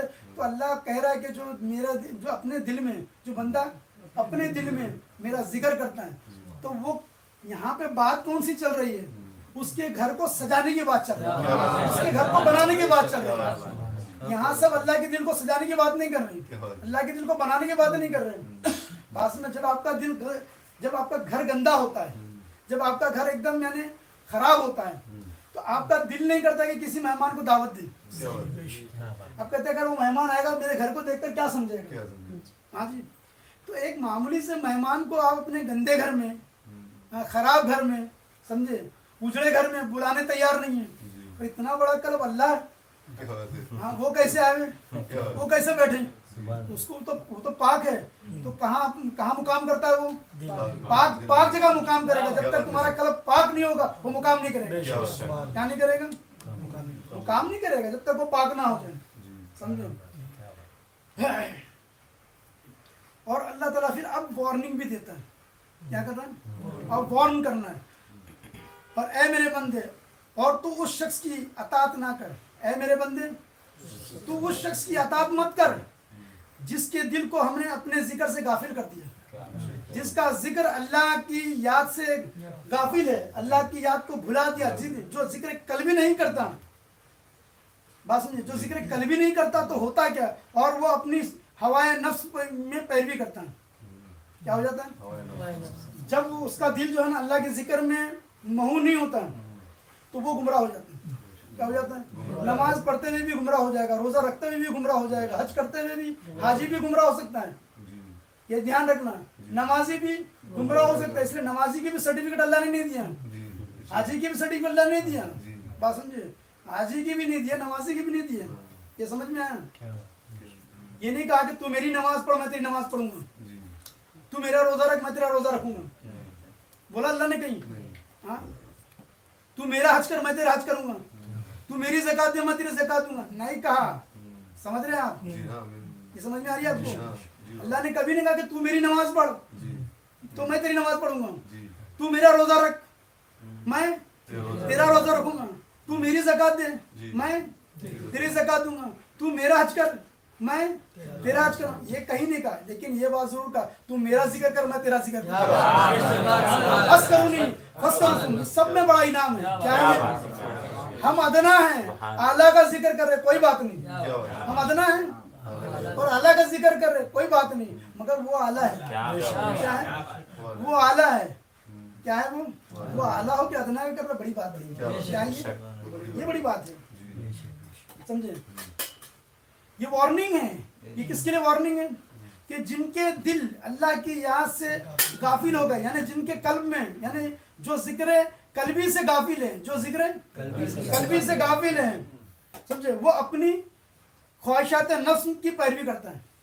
پھر اس کا نفس اس کو بتاتا تھا تو بہت بڑا نمازی ہے، تو بہت بڑا حاجی ہے، تو بہت بڑا پاجی ہے، سمجھے؟ پھر وہ اپنی نفس کے اندر لگ جاتا ہے، وہ گمراہ ہونے لگتا ہے. کیا ہونے لگتا ہے؟ پھر وہ گمراہ ہو جاتا ہے. یہ سمجھ میں آیا؟ کیونکہ اب اس کے اندر، اس کے دل کے اندر ذکر قلبی نہیں. بولتے نا جس گھر کے اندر، بات سمجھے، جو گھر جو ہے خالی ہوتا ہے، جو گھر بند رہتا ہے، وہ شیطان کا گھر ہوتا ہے. کیا ہو جاتا ہے؟ تو شیطان اس پہ اپنا قبضہ کر لیتا ہے. کیا کر لیتا ہے وہ؟ ہاں. اب آئیے دوسری جگہ. اب اللہ تعالیٰ کیا کہتا ہے؟ اور سورہ زخرف ہے، اللہ تعالیٰ فرماتا ہے اور جو شخص رحمان کی یاد سے غفلت کرے ہم اس پر ایک شیطان مقرر کر دیتے ہیں. ہم اس پر ایک شیطان، ہاں، جن کا قلب اللہ کی یاد سے غافل ہو جاتا ہے تو اللہ تعالیٰ کیا کرتا ہے؟ میں اس پہ ایک شیطان جو ہے نا مسلط کر دیتا ہوں اور وہ اس کا ساتھی رہتا ہے. کیا رہتا ہے؟ یہ سمجھ رہے ہیں؟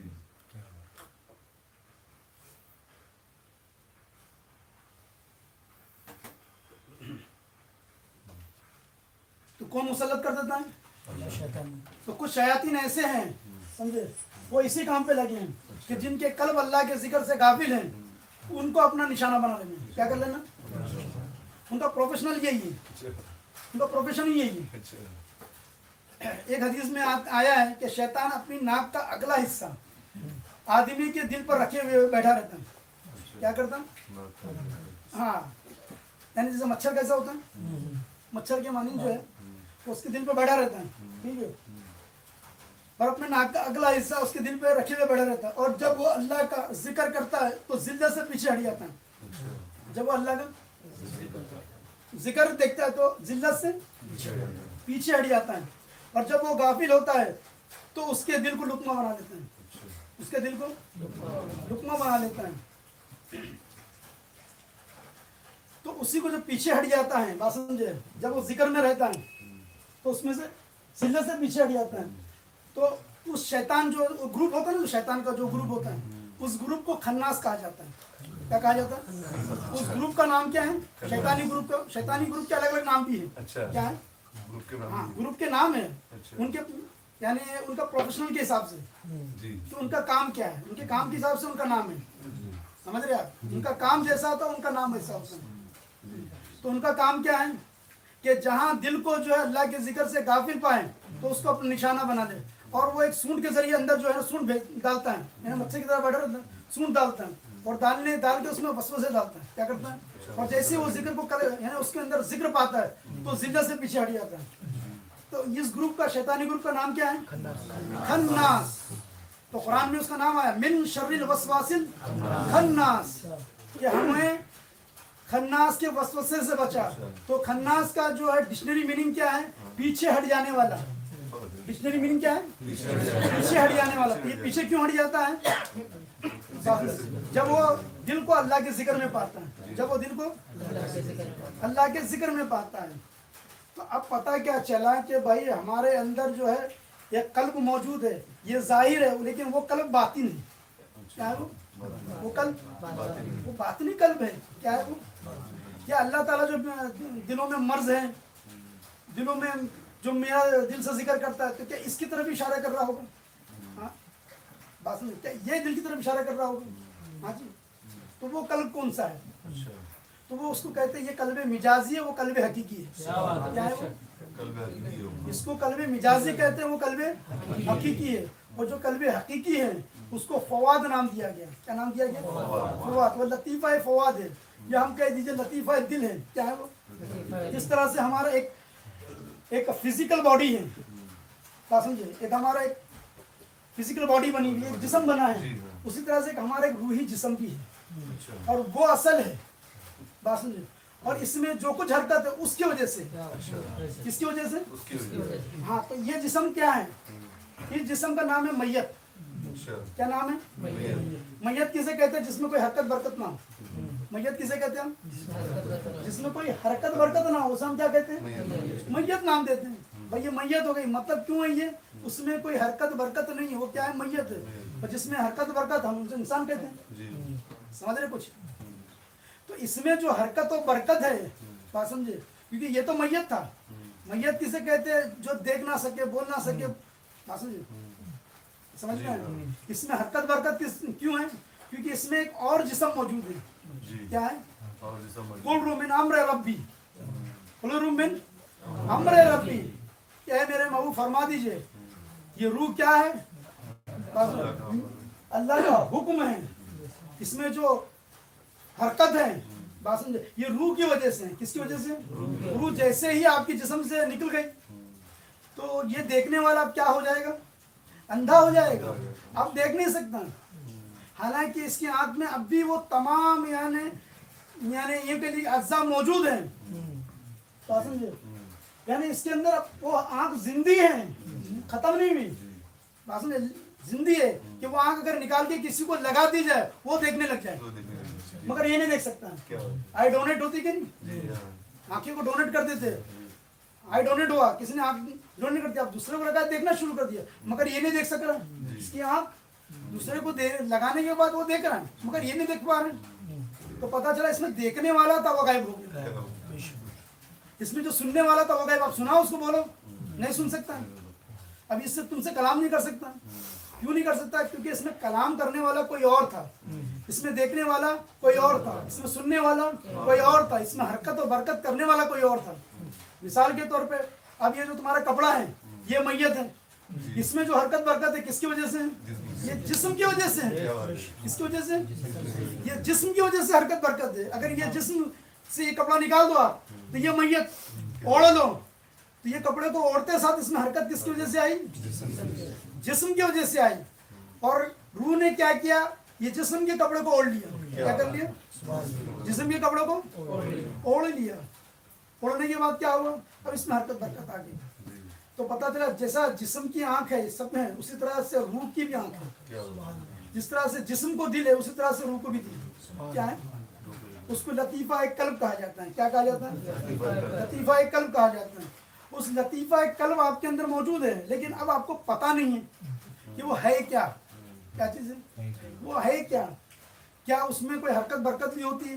क्या उसमें कुछ हरकत भी होती है क्या नहीं होती है? क्या वो ऐसे ही पड़ा रहता है? बात समझ में आई? उसमें कुछ होता भी है या नहीं होता है? मुंतशिर कुछ चीज़ होती है कि नहीं होती है? तो क्या होता है? तो एक मैं हदीस पेश करता हूँ कि नबी करीम सल्लल्लाहु अलैहि वसल्लम पर वही की इब्तिदाई दौर अच्छे सच्चे पाकीज़ा ख्वाबों से शुरू हुई। और आप सल्लल्लाहु अलैहि वसल्लम ख्वाब में जो कुछ देखते वो सुबह की रोशनी की तरह सही और सच्चा साबित होता है। फिर मिन जानिब कुदरत आप सल्लल्लाहु अलैहि वसल्लम तन्हाई पसंद हो गए और आप सल्लल्लाहु अलैहि वसल्लम ने गारे हिरा में खिलवत नशीन इख्तियार फरमाई और कई दिन और रात वहाँ मुसलसल इबादत और याद इलाही व जिक्र और फिक्र में मशगूल रहते रहे। जब तक घर आने को दिल ना चाहता तोशा हमरा ना लेते, वहीं रहते। तोशा ख़त्म होने पर ही अहलिया मोहतरमा खदीजा कुबरा रज़ियल्लाहु तआला अन्हा के पास तशरीफ़ लाते और कुछ तोशा हमरा लेकर फिर वहाँ जाकर खिलवत गज़ी हो जाते। यही तरीका जारी रहा आपका। कहाँ? गारे हिरा में आप चिल्लाकश रहे, यहाँ तक के आप सल्लल्लाहु अलैहि वसल्लम पर हक मुनकशिफ हो गया। यहाँ तक कि आप पर हक मुनकशिफ हो गया। यहाँ तक कि आप पर हक मुनकशिफ हो गया। बात समझे? तो इसी को हम इनलाइटमेंट कहते हैं। क्या कहते हैं? हाँ, हो गया। और आप सल्लल्लाहु अलैहि वसल्लम गारे हिरा ही में क़याम पजीर थे। फिर क्या हुआ? फिर जिब्रील अमीन आए। आने के बाद फिर जो आपको दबोचा, पूरी हदीस से पूरी दबोचा। बात समझे? फिर आपको कहा कि पढ़िए, तो आप कहे कि मैं नहीं पढ़ूंगा। बात समझे? फिर दबोचा, फिर कहते कि मैं नहीं पढ़ूंगा। फिर दबोचा जिब्रील अमीन ने, फिर कहते कि अपने रब के नाम से पढ़। तो फिर आपको 5 आयत पढ़ाई। پھر اس کے بعد آپ صلی اللہ علیہ وسلم کا دل اس انوکھے واقعہ سے بات سمجھے متحرک ہو گیا. کیا ہو گیا؟ دل متحرک ہو گیا. سمجھ میں آئے؟ اور لوگ کہہ رہے تھے کہ آپ کا دل کانپ رہا تھا. کیا ترجمہ کیے؟ آپ کا دل کانپ رہا تھا. اصل میں کانپ نہیں رہا تھا. کوئی حادثہ تھوڑی پیش آ گیا تھا آپ کو. کیا ہو گیا تھا؟ کوئی حادثہ تھوڑی پیش آ گیا تھا. تو ہوا کیا تھا؟ تو قرآن مجید میں اللہ تعالیٰ فرماتا ہے سمجھے سورہ بقرہ میں کہ اس نے تو اس قرآن کو آپ کے دل پر اللہ کے حکم سے اتارا ہے. کہاں اتارا؟ کہاں اتارا ہے؟ آپ کے دل پہ اتارا. تو جب قرآن مجید آپ کے دل پہ نزول ہوا ہوگا تو قلب کتنا متحرک ہو گیا ہوگا. کیوں معلوم ہے؟ کیونکہ اللہ تعالیٰ فرماتا ہے اگر اس قرآن کو ہم کسی پہاڑ پہ نازل کرتے ہیں تو وہ خشیت الہی سے ریزہ ریزہ ہو جاتا ہے. کیا ہو جاتا ہے؟ تو آپ کے قلب کی استعداد کیا ہوگی؟ آپ کے قلب کی جو مضبوطی کیا ہوگی؟ تو آپ کا قلب کیا ہو گیا؟ متحرک ہو گیا. یہ نزول الہی کلام الہی سے کیا ہو گیا. اور یہی چیز ہوتا ہے صاحب. اس کا ہم نے نمونہ کہاں دیکھا معلوم ہے؟ ہم تو ایک معمولی سی چیز سے حوالہ پیش کر رہے ہیں. ایک معمولی چیز کا جب محفل سما میں جب قوال پڑھتا ہے پاسن جی کیا ہوتا ہے؟ الفاظ بیان کر رہا ہے. قوال صرف کیا بیان کر رہا ہے؟ کسی کلام کسی کا لکھا ہوا کلام.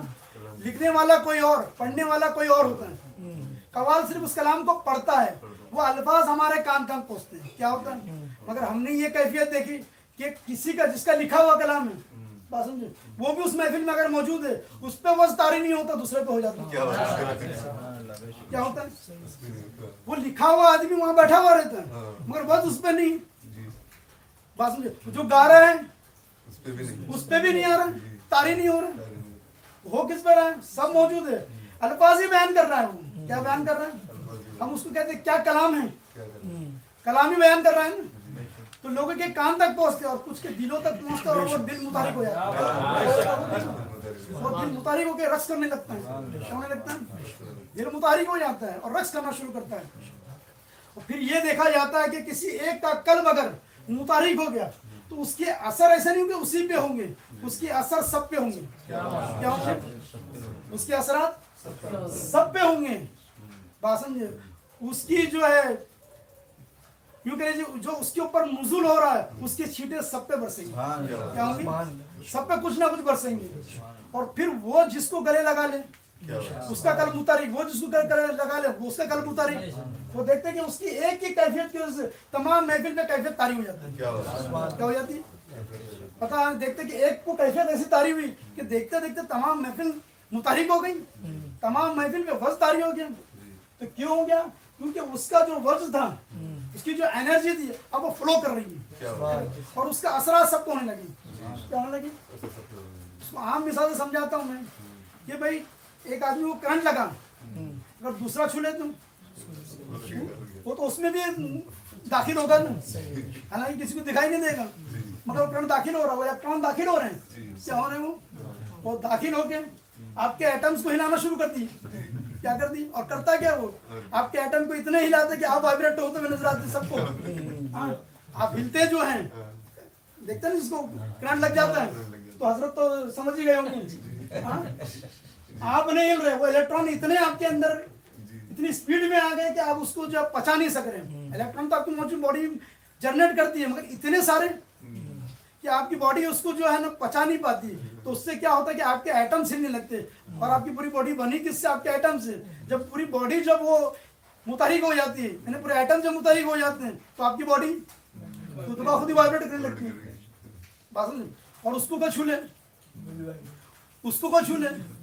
اب جتنے اس کو چھوئیں گے سب واصل باللہ سب واصل باللہ ہونے لگتے ہیں. بات سمجھے؟ تو جب ایک حالانکہ وہ بھی دکھائی نہیں دیتے الیکٹران بھی کہ میں سمجھو کوئی الیکٹران دکھائی دیتے ہیں. کون دیکھا الیکٹران کو یہاں پہ ذرا میں بتائیں گے دیکھنے والے کون الیکٹران کو؟ یہاں کوئی دیکھا ہوا نہیں ہے. سب یہاں غیب پہ ایمان لائے ہیں. الیکٹران کو دیکھے گا کون ہے؟ سب تو ایمان غیب ہے. یؤمنون بالغیب سب نے تو ایمان رکھے ہوئے. سمجھے؟ تو وہی کیفیت ہے جب جو اس پہ اسی قلب پہ نازل ہوئی وہ ایک معمولی سے کلام پہ اور ان کا قلب متحرک ہوا. اور پوری محفل وزد میں آ گئی، بات سمجھے، اور پھر ایک سرور طاری رہا، وہ سرور اثر رہا، کیا رہا، تو ہوا کیا، قوال چلے گیا، محفل ختم، سب ختم، سرور باقی، کیا ہے، سرور باقی رہا، کیا باقی رہا، سرور باقی رہا، سمجھے. تو اب یہ ہوتا کیوں ہے، بات سمجھے. تو یہ ذکر جو ہے، ذکر قلبی جب کرتے ہیں تو اس سے قلب میں متحرک ہوتا ہے یا نہیں ہوتا ہے. تو اب یہ قرآن مجید کہتا ہے سورہ زمر میں، کس میں، سورہ زمر کیا کہہ رہا سنیے. اللہ ہی نے بہترین کلام نازل فرمایا، قرآن مجید اللہ ہی نے بہترین کلام نازل فرمایا، جو ایک کتاب ہے جس کی باتیں نظم و معنی میں ایک دوسرے سے ملتی جلتی ہے، جس کی آیتیں بار بار دہرائی گئی ہے، بات سمجھے، جس کی آیتیں بار بار دہرائی گئی، مطلب یہ جو آیت ہے کچھ جو ہے کبھی توریت میں بھی آئی، کبھی زبور میں بھی آئی، آیت مقررہ، بات سمجھے. اور یہی بات تو مرزا احمد قادیانی بھی کہہ رہا تھا نا کہ وما ارسلناک الا رحمۃ للعالمین، مجھ پہ بھی نازل ہوئی. یہ قرآن تو بار بار دہرایا گیا نا، اس کی آیت ہے کچھ تو واپس نہیں دہرائی جا سکتی کیا، اس آیت کو یعنی وہ پیش کر کے کہ آیت مقررہ کہتے ہیں، اس سے کیا کہتے ہیں. ہاں تو کئی ایسی آیت اس کے پورا وہ ملتا ہے کہ کون کون سی آیت مقررہ ہے، ایک اس کا ایک الگ چیپٹر ہے، وہ ملتا ہے وہ کہ کون سی آیت مقررہ ہے. یہاں تک کہ سورہ بھی ہے ایسے، اور خود حضور پہ بھی آیت جو ہے کبھی کبھی آپ کو مقرر ہوئی کیا ریپیٹ ہوا ہے. اس لیے کبھی کبھی جو ہے شان نزول کے اندر جو ہے اختلاف جو آتا ہے نا، وہ اختلاف نہیں ہے، وہی چیز آپ پہ تو مرتبہ نازل ہوئی. تو یہ سچ یہ بھی کہتے ہیں، سچ وہ بھی کہتے ہیں، یہ سمجھ میں آئے، تو ٹکراؤ نہیں ہے. تو بار بار دہرائے گا یہ، بات سمجھے، بار بار دہرائے، جس سے ان لوگوں کے جسموں کے رونگٹے کھڑے ہو جاتے ہیں. کیا ہو جاتے ہیں، رونگٹے کھڑے ہو جاتے ہیں. جب اللہ کا ذکر ہوتا ہے تو ان کے رونگٹے کھڑے ہو جاتے ہیں، جو اپنے رب سے ڈرتے ہیں. پھر ان کی جلدیں کیا ہوتی ہے، جلد یعنی سکین، ان کی جلدیں اور دل نرم ہو جاتے ہیں، یعنی اس میں کچھ چینجز آتے ہیں. کیا آتا ہے، اس میں چینجز آ رہے ہیں نا. قرآن کیا کہہ رہا ہے، اس میں دل نرم ہو جاتا ہے اور رقت کے ساتھ اللہ کے ذکر کی طرف منہ ہو جاتے ہیں. یہ اللہ کی ہدایت وہ جسے چاہتا ہے اس کے ذریعے رہنمائی فرماتا ہے. کیا یہ اللہ کی ہدایت ہے فرماتا ہے، اور اللہ جسے گمراہ کر دے یعنی گمراہ چھوڑ دیتا ہے تو اس کے لیے کوئی ہادی نہیں ہوتا. اور اللہ تعالیٰ اب یہاں بھی بار بار کہہ رہا ہے کہ اللہ تعالیٰ جسے ہدایت دینا چاہتا ہے تو اس کو پھر یہ راستہ بتا دیتا ہے ذکر کا. وہ ایسا راستہ بتاتا ہے ذکر کا کہ اس سے اس کے اندر جو ہے نا اس کی پرسنالٹی کے اندر چینجز آتے ہیں، کہ ان کے قلب کے اندر جو ہے بدلاؤ ہونے لگتے ہیں. کیا ہونے لگتے ہیں، ان کے قلب کے اندر چینجز ہونے لگتا ہے اور ان کی جلدیں نرم ہونے لگتی ہے. تو مطلب چینجز ہو رہا ہے نا، اللہ کے ذکر سے چینجز آ رہے، یعنی تمہارے جسم پہ بھی ہو رہے ہیں اور تمہاری دل پہ بھی ہو رہے ہیں. کس پہ ہو رہا ہے، تمہارے قلب پہ بھی ہوتا ہے. اور یہ کس کے لیے، اللہ جسے ہدایت دینا چاہتا ہے، اور جسے اللہ ہدایت نہیں دینا چاہتا وہاں کچھ بھی اصل میں تو مرتب نہیں ہوگا. بات سمجھ میں آئی. اب نبی پاک صلی اللہ علیہ وسلم فرماتے ہیں کہ میری آنکھیں سوتی ہے لیکن میرا دل نہیں سوتا. میری آنکھیں سوتی ہے، میرا دل نہیں سوتا. اب یہ اتنی اس میں حدیثیں ہیں، یعنی اتنے حوالے ہیں کہ میں پیش نہیں کر سکتا ہوں. یہ حدیث کی کون سی، میری آنکھیں سوتی ہے، میرا دل نہیں سوتا. سمجھ میں، تو اس کا مطلب یہ ہوا کہ دل کی بھی آنکھیں ہوتی ہیں. کیا ہوتی ہے، بات سمجھ میں، دل جاگ رہا ہے. کیا ہے، اسی لیے کسی کہنے والے نے کہا اللہ کے ولیوں کے بارے میں، سونے کا بہانہ ہے مگر جاگ رہے ہیں. سونے کا بہانہ ہے مگر جاگ رہے ہیں. یہ دوست ہے اللہ کے، بیدار رہیں گے. دوست ہے اللہ کے. اب اللہ تعالیٰ فرماتا ہے یہ معمولی چیز نہیں ہے. جب آپ کا ذکر قلب سے، جب وہ ذکر قلبی سے آپ کا قلب بیدار ہو جاتا ہے تو وہ آنکھ کھل جاتی ہے. کیا ہو جاتی ہے، بیدار ہوتا ہے. وہ جب ذکر قلبی ہوتا ہے نا تو بیدار ہو جاتا ہے. اب کوئی آپ کے پاس، آپ لیٹے ہو بہت گہری نیند میں ہو، ٹھیک ہے، کوئی آپ کو کہتے رہے، نام لے کے پکارتے رہے، فلاں فلاں فلاں فلاں، ٹوٹے گی نا. کتنا بھی گہری نیند میں گئے آخر میں نیند تو کھلے گی نا. اگر کون ہے بولے تو یہی قلب کتنا ہی غفلت میں چلا گیا ہو، نیند میں، گہری نیند میں چلا گیا، جب اللہ کا ذکر ہونا شروع ہو گیا، ذکر ہو رہا ہے، ذکر ہو رہا ہے، ذکر ہو رہا ہے، ذکر ہو رہا ہے، ذکر ہو رہا ہے، تو کیا ہوگا، بیدار ہونا ہی ہے، آنکھ کھولنا ہی ہے. کیا ہے وہ، آنکھ کھولنا ہی ہے. تو آج کیا ہوا معلوم ہے آپ کو، اب کی بار آج بھی اہل سلسلہ قادری عالیہ خلفاء کے مشائخ اس اپنے مریدین کو تصدیق بالقلب لا الہ الا اللہ محمد صلی اللہ علیہ وسلم اس طرح ادا کراتے ہیں کہ دل کی ہر دھڑکن توحید اور رسالت کی شہادت دینے لگتی ہے. یہ ذکر بالقلب ہی کا اعجاز ہے کہ آج بھی سینکڑوں اہل سلسلہ نیند کی حالت میں بھی کلمہ طیب کے ذاکر ہیں. سبحان اللہ سبحان اللہ. آج بھی سینکڑوں کو ایسا آ کے سینکڑوں نے گواہی دی کہ بولے جب ہم ذکر کرتے کرتے سو گئے, جب صبح اٹھ کے دیکھتے ہیں تو ہم نے دیکھا کہ ہم ذکر کرتے ہوئے اٹھے. کیونکہ اللہ تعالیٰ فرماتا ہے کہ تم جیسے مرو گے تم ویسے اٹھو گے, جس خیال میں مرو گے اس خیال میں اٹھو گے. اگر تم اس خیال میں مریں, اس خیال میں سوئے کہ صبح مجھے جو ہے فلاں جگہ جانا, جب اٹھتے تو آپ کو وہی خیالات میں, اور ذکر کرتے کرتے سو گئے آپ کیا کرتے تو آپ یہ دیکھو گے کہ آپ تو سو گئے مگر آپ کا قلب جاری ہو گیا. اور کئیوں نے تو یہاں تک بولتے ہیں کہ بولے ہمارا ذکر بند نہیں ہوا پریشانی ہوگی. کیا ہو گئی؟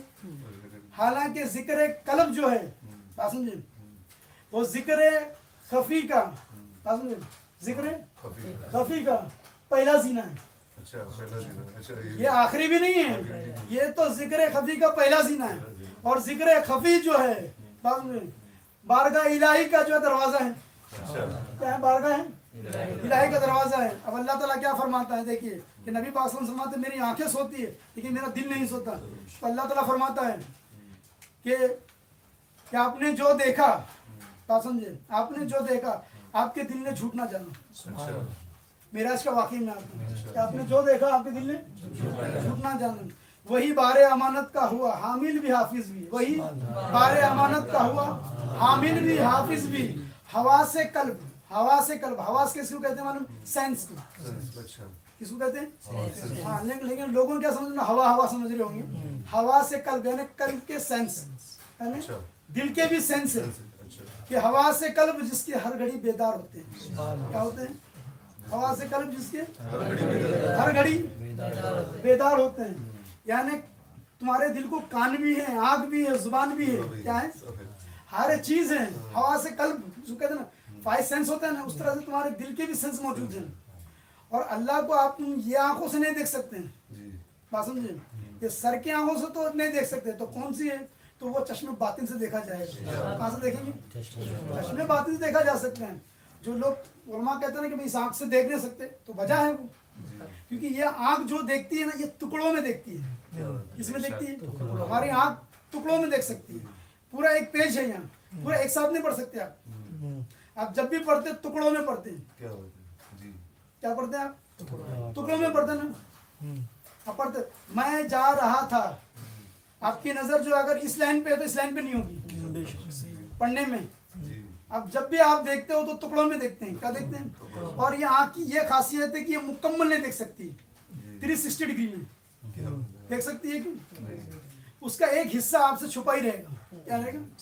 ایک حصہ آپ سے, جب آپ دیکھو گے تو 180 ڈگری ہے نا, ایک حصہ آپ کا چھپا ہوا ہی ہے نا. تو اس کے اندر یہ نقص ہے. اللہ کو وہی آنکھ دیکھ سکتی ہے جو 360 ڈگری میں دیکھ سکتی ہے. کیا ہے وہ؟ جو 360 ڈگری میں دیکھ سکتی ہے. اور اس کے لیے زندہ ہونا ضروری ہے. کیا ہے؟ زندہ ہونا.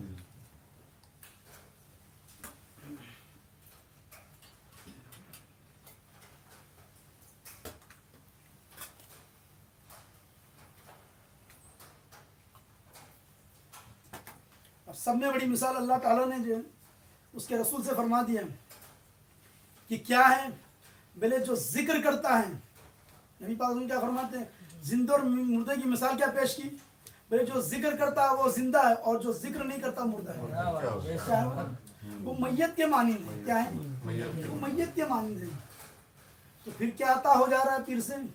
ذکر عطا ہو رہا ہے. یہ ذکر کیسا ہے؟ قرآن و حدیث کے مطابق. قرآن و حدیث کے مطابق. اب ایک ایسی آیت پیش کرنا ہوں, اس کے اوپر ہی میں ختم کرنا چاہوں گا کہ جس دن یعنی ڈے آف ججمنٹ, یعنی یوم حشر میں جس دن کوئی مال نفع نہ دے گا اور نہ کوئی اولاد, جب کوئی چیز تمہیں فائدہ نہیں پہنچائے گی. کیا نہیں پہنچائے گی؟ کوئی چیز تمہیں فائدہ نہیں پہنچائے گی. اور جس دن نہ کوئی مال تمہیں نفع دے گا اور نہ اولاد, مگر وہی شخص नफ़े में होगा जो अल्लाह की बारगाह में, जो अल्लाह की बारगाह में कल्ब सलीम लाएगा। क्या लाएगा? कल्ब सलीम लाएगा। तो यहाँ आपके दिल को कल्ब सलीम बनाया जा रहा है, आपको दिल को, आपके कल्ब को कल्ब सलीम बनाया जा रहा है कि अल्लाह को पसंद क्या है? कल्ब सलीम। फायदे में कौन होगा? और अल्लाह ताला क्या फरमाता है? मुझे कल्ब सलीम चाहिए। क्या चाहिए? कल्ब सलीम चाहिए। और कल्ब सलीम कौन? आपको कल्ब सलीम के लिए क्या करना होगा? तो किसी पीरे कामिल से निस्बत लेनी होगी। ये पीरे कामिल क्या करते हैं? ये सूफिया कराम क्या करते हैं? ये सूफिया कराम का काम ही ये है कि आपके कल्ब को जो कल्ब सलीम बनाए। इनका काम ही क्या है कि आपके कल्ब को जो है जिंदा वो जावेद बनाए। इनका काम ही क्या है कि आपके दिल के मर्ज को खत्म कर दे। तो दिल के बहुत मर्ज है, सब में बड़ा मर्ज दिल का मर्ज है। अगर दिल बना तो सब बना, दिल बिगड़ा तो सब बना। क्योंकि दिल किसके रहने की जगह है? अल्लाह के रहने की जगह है। बात सुन, तुम उसके दिल की फिक्र करेगा वो तुम्हारी फिक्र करेगा। तुम उसके दिल की फिक्र करेंगे वो तुम्हारी फिक्र करेगा। बात सुन, और उसके घर में उसके जिक्र करने से बेहतर और क्या है? अल्लाह का जिक्र अल्लाह के घर में। दिल क्या है? तो बैतुल्लाह है। दिल क्या है? बैतुल्लाह है। तो अल्लाह का जिक्र क्या करना है? उसके। तो यहाँ पे दिल को संवारने के लिए आए हैं सूफिया कराम, दिल को बनाने के लिए आए हैं सूफिया कराम। बात सुन, और कुरान मजीद से फुरकान हमीद की वो तालीमात को उन्होंने निछोड़ा और वो आपको पाक करने हैं। क्या करने हैं? आपको पाक करने हैं। पूरा यूं कहीं इबादत का निचोड़ ही है कि पाक। अगर इबादत में पाक नहीं कर सकते तो इबादत नहीं, क्योंकि अल्लाह पाक है, रसूल पाक है, और गौस पाक है, सब पाक है। इसलिए पीर ने जो आपको कलमा अता किया उस कलमा पाक है। कलमा है तैयब कहते हैं ना, क्या कहते हैं? कलमा है तैयब। कलमा यानी कलमा, तैयब यानी पाक। बात समझ में? तो आपको क्या अता फरमाया? कलमा है तैयब, कलमा पाक अता फरमाया। क्या फरमाया? हाँ, जो कलमा पाक अता फरमाया। किस लिए? ताकि आपका कल्ब भी पाक हो जाए। तो आया अभी हमने जो इतना एनालिसिस किया है, इतना यानी थोड़े बहुत जो मैंने कुरान की आयत और हदीस निकाल के पेश किया, तो इससे हमें पता ये चलता है कि जो हमारे सूफिया कराम ने हमें जो तालीमात दी वो कुरान और सुन्नत के मुताबिक ही। जो भी उन्होंने जिक्र हमें अता फरमाया वो कुरान में मौजूद है, लेकिन जिक्र कल्बी करके नहीं आया, जिक्र खफी करके नहीं आया, यानी उस नाम से नहीं आया। बात समझे? तो सूफिया कराम ने उसका नाम रखा और फिर जो उनके अपने टर्म के अंदर जो है ना उन्होंने नाम रख दिया कि सूफिया ने अपने टर्म में रख दिया कि इसका नाम जिक्र कल्बी, जिक्र खफी, जिक्र सिर्री। लेकिन ये तमाम जो है अक्स किया गया कहाँ से? कुरान से। तो पहली चीज ये है आपको पाक करने के लिए जो आई है, में जो हमारा पहला जो सेशन ये चला है वो इसके ऊपर हम खत्म करते हैं कि ये सूफिया कराम की तालीमात कुरान व सुन्नत के और हदीस के मुताबिक है। अबे मैंने जितने भी पेश किया, कुरान ही पेश किया, हदीस ही पेश किया ना। ऐसे तो बहुत हदीस थी, बहुत आयत थी, लेकिन एक चंद, और इसी का नाम तसूफ है। क्या है? इसी का नाम तसूफ है। जो इसमें जितनी बातें बयान की जा रही है इसी को सूफिया करम ने अपने टर्म में तसूफ कहते हैं। क्या कहते हैं? उसे तसूफ कहते हैं। बात समझ में?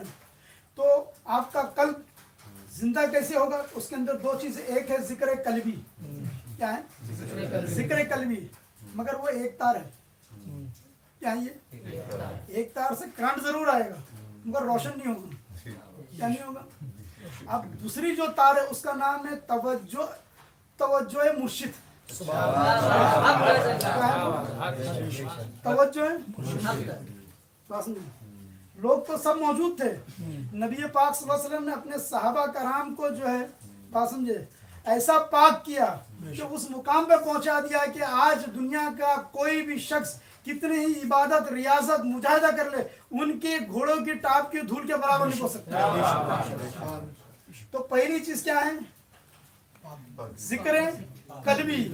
क्या है? और दूसरे हैं तवज्जो मुर्शिद। क्या है? तो अब हम जरा जिक्र कल्बी के ऊपर हमने आज पढ़ लिया, क्या कर लिया और देख लिया, और सूफिया कराम की तालीमात को जो कुरान व हदीस की रोशनी में देखा कि उनकी जो तालीमात है वो अल्हम्दुलिल्लाह कुरान व सुन्नत के मुताबिक है। अब कहने वाला कह सकता मैं तो बहुत हदीस पढ़ा, क्या किया? मैंने तो बहुत हदीस पढ़ा, लेकिन मुझे कहीं पे भी तसव्वुफ लिखा हुआ नहीं मिला। क्या नहीं मिला?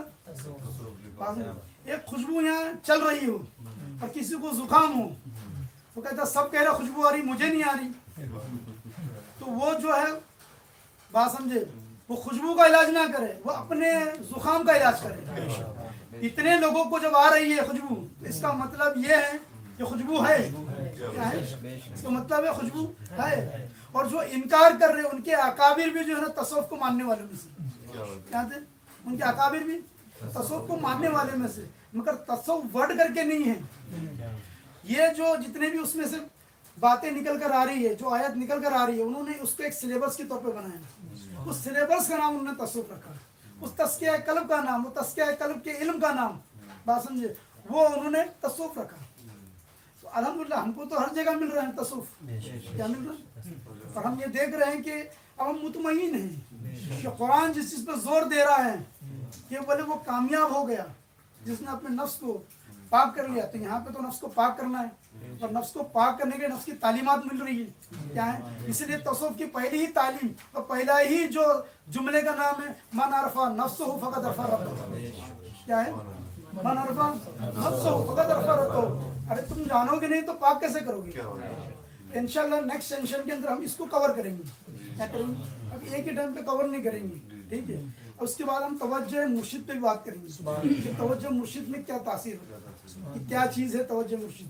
तो आज हम लोग क्या समझे कि तो जिक्र की अहमियत को समझे, कौन सी, वो भी जिक्र कल्बी की। जब जिक्र कल्बी की ये अहमियत हो तो जिक्र खफी की अहमियत तो उससे 70 गुना ज़्यादा है, क्या है, क्योंकि ये जिक्र कल्बी जिक्र खफी का पहला सीढ़ी है, क्या ये पहली सीढ़ी है, ये उसकी पहली सीढ़ी है, और जिक्र खफी खुदा के पहुंचने का दरवाजा है, क्या है। अल्हम्दुलिल्लाह जो है हम लोग जो है आज इससे मुतमईन हैं, ठीक है, और जो इसके ऊपर हमारा सवाल हो जाएगा तो उस पर कर लेंगे, ठीक है। चलिए अल्लाह